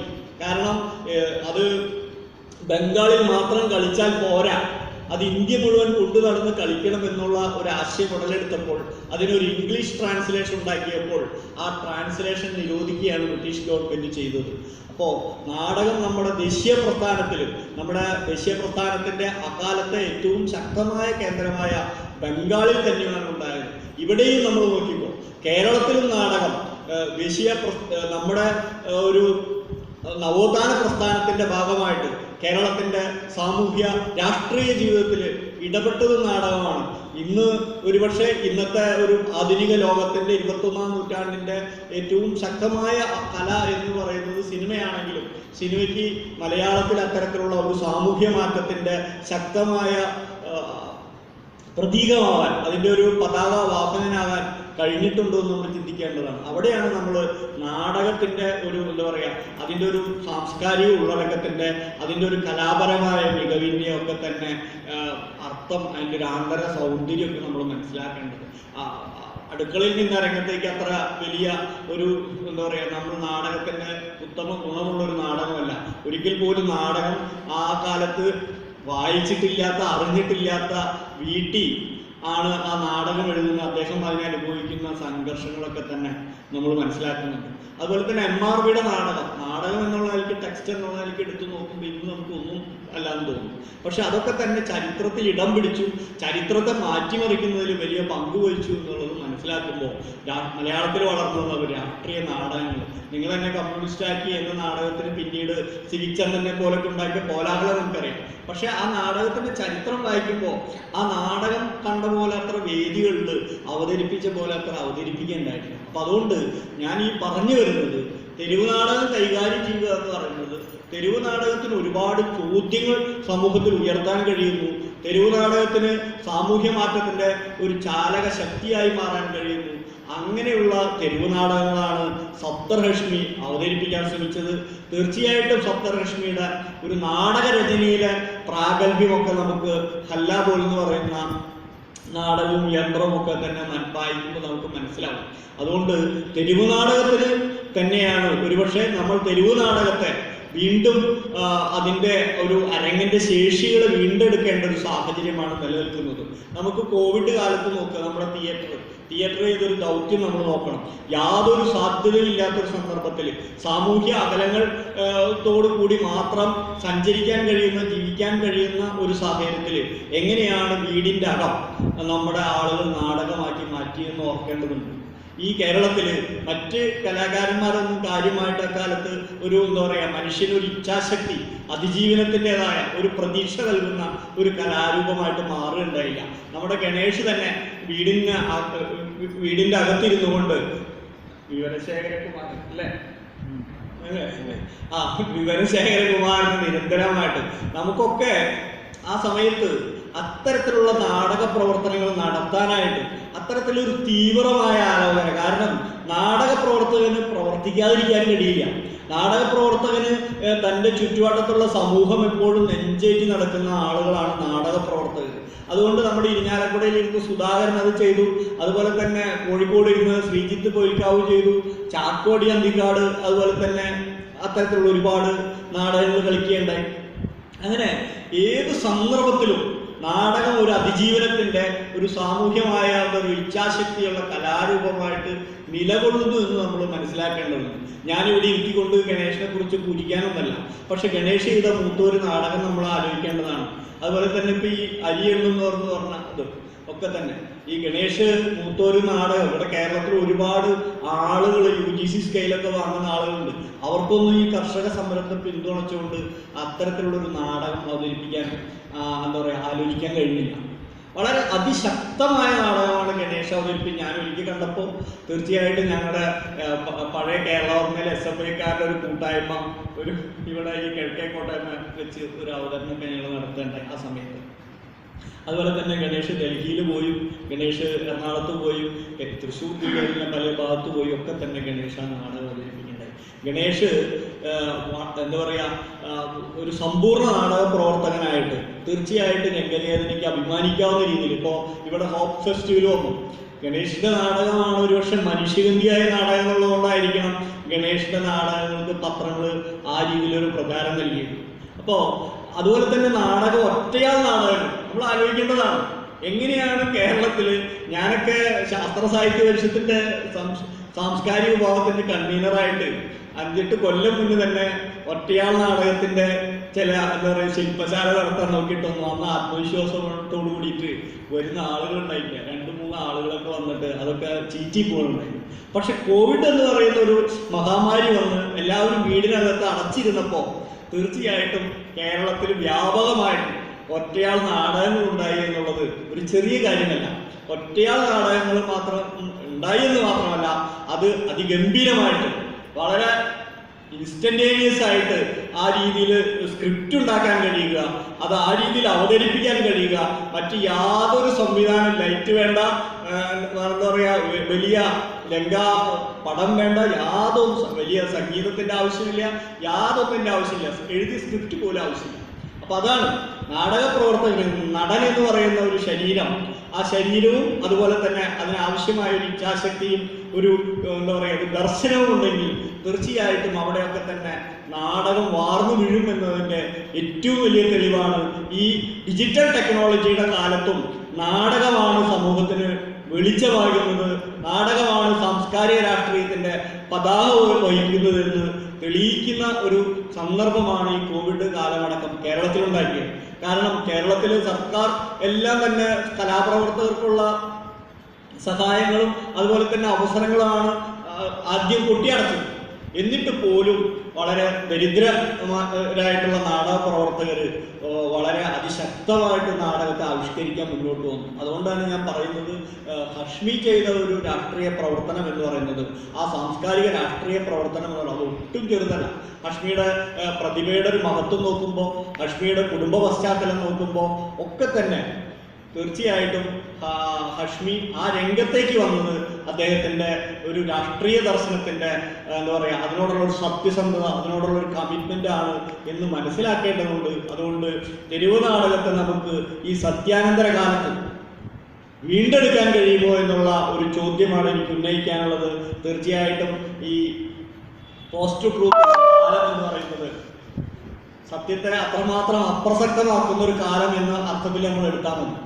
ആ വാക്കടക്കം കൊണ്ടുവന്നത് ഒരു സെർബിയൻ നാടകകൃത്തായിട്ടുള്ള സ്റ്റീവ്, പെട്ടെന്ന് പേര് മറന്നു, സെർബിയൻ നാടകകൃത്താണ് ആദ്യമായിട്ട് 1992 പോസ്റ്റ് ട്രൂത്ത് എന്ന വാക്ക് തന്നെ ഉപയോഗിക്കുന്നത്. ഇന്ന് ലോകം മുഴുവൻ പോസ്റ്റ് ട്രൂത്തിനെ കുറിച്ചുള്ള അന്വേഷണങ്ങൾ, അതിൻ്റെ ആവിഷ്കാരങ്ങളെ കുറിച്ചൊക്കെ തന്നെ വലിയ സെമിനാറുകൾ നടക്കുന്നു. നമ്മുടെ മാധ്യമ പ്രവർത്തനം, അതുപോലെ തന്നെ നമ്മുടെ രാഷ്ട്രീയ പ്രവർത്തനം, പ്രത്യേകിച്ച് തീവ്രവാദപരമായ വലതുപക്ഷ രാഷ്ട്രീയ പ്രവർത്തനത്തിൻ്റെയൊക്കെ തന്നെ ശൈലി എന്ന് പറയുന്നത് പോസ്റ്റ് ട്രൂത്താണെന്ന് വിലയിരുത്തുന്ന ഒരു ലോകത്ത് തീർച്ചയായിട്ടും ഈ പോസ്റ്റ് ട്രൂത്തിൻ്റെ ലോകത്ത് എന്താണ് തെരുവ് നാടകം എനിക്ക് ചെയ്യാൻ കഴിയുക എന്നൊക്കെ തന്നെയാണ് നമ്മൾ കൂടുതൽ ആലോചിക്കേണ്ടത്. തീർച്ചയായിട്ടും ഒരു നാടകം എന്ന് പറയുന്നത്, നാടക കല എന്ന് പറയുന്നത് ഒരു മാറ്റത്തിൻ്റെ കലയാണ്, ഒരു ഇച്ഛാശക്തിയുടെ കലയാണ്, പ്രത്യാശയുടെ കലയാണ്. ആ കലയെ മുൻപോട്ട് കൊണ്ടുപോകുന്നതിൽ, ആ കലയെ അതിൻ്റെ ഏറ്റവും ഗൗരവതരമായ രീതിയിൽ ഇന്ത്യയിൽ ആവിഷ്കരിക്കുന്നതിലൊക്കെ തന്നെ വലിയ പങ്കുവഹിച്ച മഹാനായ കലാകാരനാണ് സഫ്ദർ ഹഷ്മി. അദ്ദേഹത്തെ അനുസ്മരിക്കുമ്പോൾ തീർച്ചയായിട്ടും തെരുവ് നാടകത്തെ കൂടുതൽ ശക്തമായി നമുക്ക് വീണ്ടെടുക്കാൻ കഴിയേണ്ടതുണ്ട്. അത് നാടകത്തിൻ്റെ ഏറ്റവും ശക്തമായ ഒരു രൂപമാണെന്നുള്ള രീതിയിൽ നമ്മുടെ നാടക പണ്ഡിതന്മാരും ചരിത്രകാരന്മാരും മനസ്സിലാക്കേണ്ടതുണ്ടെന്ന് ഓർമ്മിപ്പിച്ചുകൊണ്ട് ഞാൻ എൻ്റെ വാക്കുകൾ അവസാനിപ്പിക്കുകയാണ്. നന്ദി, നമസ്കാരം.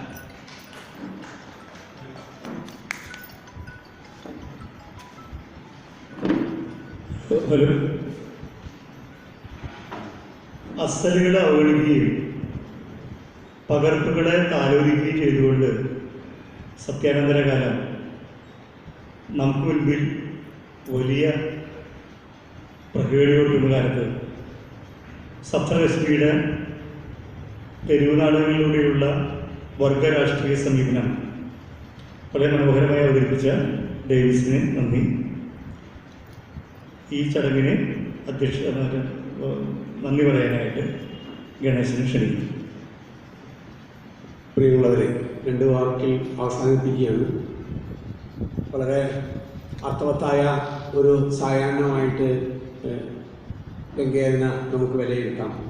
കാരണം മലയാള നാടകവേദിയിലെ അല്ലെങ്കിൽ നാടകവേദിയുമായി അടുത്ത് നിൽക്കുന്ന മലയാള നാടകവേദി അതിസൂക്ഷ്മമായിട്ട് പഠിച്ചുകൊണ്ടിരിക്കുന്ന 2 വ്യക്തിത്വങ്ങളാണ് ഈ ഇന്നത്തെ പ്രഭാഷണങ്ങൾ നടത്തിയത് എന്ന് പ്രഭാഷണാനന്തരം നമുക്ക് തിരിച്ചറിയാൻ പറ്റും. കൃത്യമായും നമ്മളുടെ തിരഞ്ഞെടുപ്പ് അർത്ഥവത്തായി. കാരണം ഗാന്ധിയൻ ദർശനത്തിൽ മുന്നോട്ട് പോയിക്കൊണ്ടിരുന്ന ശങ്കരപ്പിള്ളയെ അക്ഷരാർത്ഥത്തിൽ ഗാന്ധിയൻ നിലപാടുകൾ വെച്ചുകൊണ്ട് ജീവിതത്തെ കൊണ്ടുപോകുന്ന VS ഗിരീശൻ മാഷും തൻ്റെ വിദ്യാഭ്യാസ കാലം മുതൽ മാർക്സിയൻ വീക്ഷണത്തിലൂടെ ജീവിതത്തെ രൂപപ്പെടുത്തിയെടുത്ത ED ഡേവീസ് അതേ മട്ടിൽ തൊഴിലാളി പ്രസ്ഥാനങ്ങൾക്കൊപ്പം വർഗരാഷ്ട്രീയം ഉയർത്തിക്കൊണ്ട് കലയുടെ പ്രയോക്താവായി ധീരരക്തസാക്ഷിയായ ഹഷ്മിയെക്കുറിച്ച് ED ഡേവീസും സംസാരിച്ചപ്പോൾ അതിന് കൂടുതൽ തെളിമ വന്നിരിക്കുകയാണ് എന്നാണ് എനിക്ക് തോന്നുന്നത്. ഈ ചടങ്ങിലെ നമ്മുടെ പ്രിയപ്പെട്ട ഈ വേദിയിലിരിക്കുന്ന 3 പേരും രംഗചേതനയുടെ പ്രവർത്തകരാണ്. അപ്പോൾ തീർച്ചയായിട്ടും അവർക്ക് നമ്മൾ നന്ദി പറയുക എന്നത് അതിൻ്റെ ആവശ്യമില്ല എങ്കിൽ പോലും ഔപചാരികമായി ഈ ചടങ്ങിന് അധ്യക്ഷനായ ഡോക്ടർ ജോയ് പോൾ മാഷിന് നന്ദി അറിയിക്കുന്നു. നമുക്കെല്ലാവർക്കും വേണ്ടി ശങ്കരപ്പിള്ള സ്മാരക പ്രഭാഷണം നടത്തിയ ES ഗിരീഷ് മാഷ്, അതേപോലെ തന്നെ അശ്മി അനുസ്മരണ പ്രഭാഷണം നടത്തിയ ED ഡേവിസ്, ഈ ചടങ്ങിന് ആദ്യം മുതൽ അവസാനം വരെ ഇവിടെ എത്തിച്ചേർന്ന് വളരെ ഗൗരവത്തോടു കൂടി രംഗചേതനയുടെ മുന്നോട്ട് പോക്കിന് ഒപ്പം നിൽക്കുന്ന എല്ലാ സഹൃദയരായ ഈ പ്രേക്ഷക സദസ്സിൽ നന്ദി പറയുന്നു. നമ്മുടെ ഈ പരിപാടിക്ക് സ്വാഗതം പറഞ്ഞ നമ്മളെല്ലാം നയിക്കുന്ന മലയാളത്തിൻ്റെ അതിശക്തനായ ആദ്യകാലങ്ങളിൽ നടനായും സംവിധായകനായും ഒക്കെ പ്രവർത്തിച്ച് ഇപ്പോൾ സംഘാടനം എന്നതാണ് ഇന്ന് എൻ്റെ ഇടം, നിലപാട് തറ. കാരണം സംഘാടകർ കൂടി മലയാള നാടകവേദിക്ക് ആവശ്യമാണെന്ന് തിരിച്ചറിവോടുകൂടി നമ്മളെയൊക്കെ പരിവപ്പെടുത്തി മുന്നോട്ട് നയിക്കാൻ വേണ്ടി സംഘാടകനായി നമുക്ക് മുമ്പേ നടന്നുകൊണ്ടിരിക്കുന്ന വർഗീസ് മാഷക്കും നന്ദി പറയുന്നു. നമ്മളുടെ നാളെ 6:30 കൃത്യം 6:30 സംഗീത നാടക അക്കാദമിയുടെ ഓഡിറ്റോറിയത്തിന് നാട്യഗ്രഹത്തിന് മുൻപിലുള്ള ഓപ്പൺ എയറിൽ നമ്മുടെ സൺഡേ തിയേറ്റർ പുതിയ ബാച്ചിലെ പഠിതാക്കൾ തന്നെ രൂപപ്പെടുത്തിയ, അവർ തന്നെ സംവിധാനം ചെയ്ത് അവർ തന്നെ കളിക്കുന്ന ചെറിയൊരു നാടകമുണ്ട്. ആ നാടകം കാണാൻ കഴിയാവുന്നവരെല്ലാം എത്തിച്ചേർന്നു. അതിനുകൂടി നിങ്ങളേവരെയും സ്വാഗതം ചെയ്യുന്നു. ഇന്ന് നമ്മൾ 2022 സാംസ്കാരിക പരിപാടികൾ തുടങ്ങുകയാണ്. വിശ്രമമില്ലാത്ത സാംസ്കാരിക രംഗത്ത്, നാടകരംഗത്ത് വിശ്രമമില്ലാത്ത ദിവസങ്ങളായി തീരട്ടെ 2022. അതിന്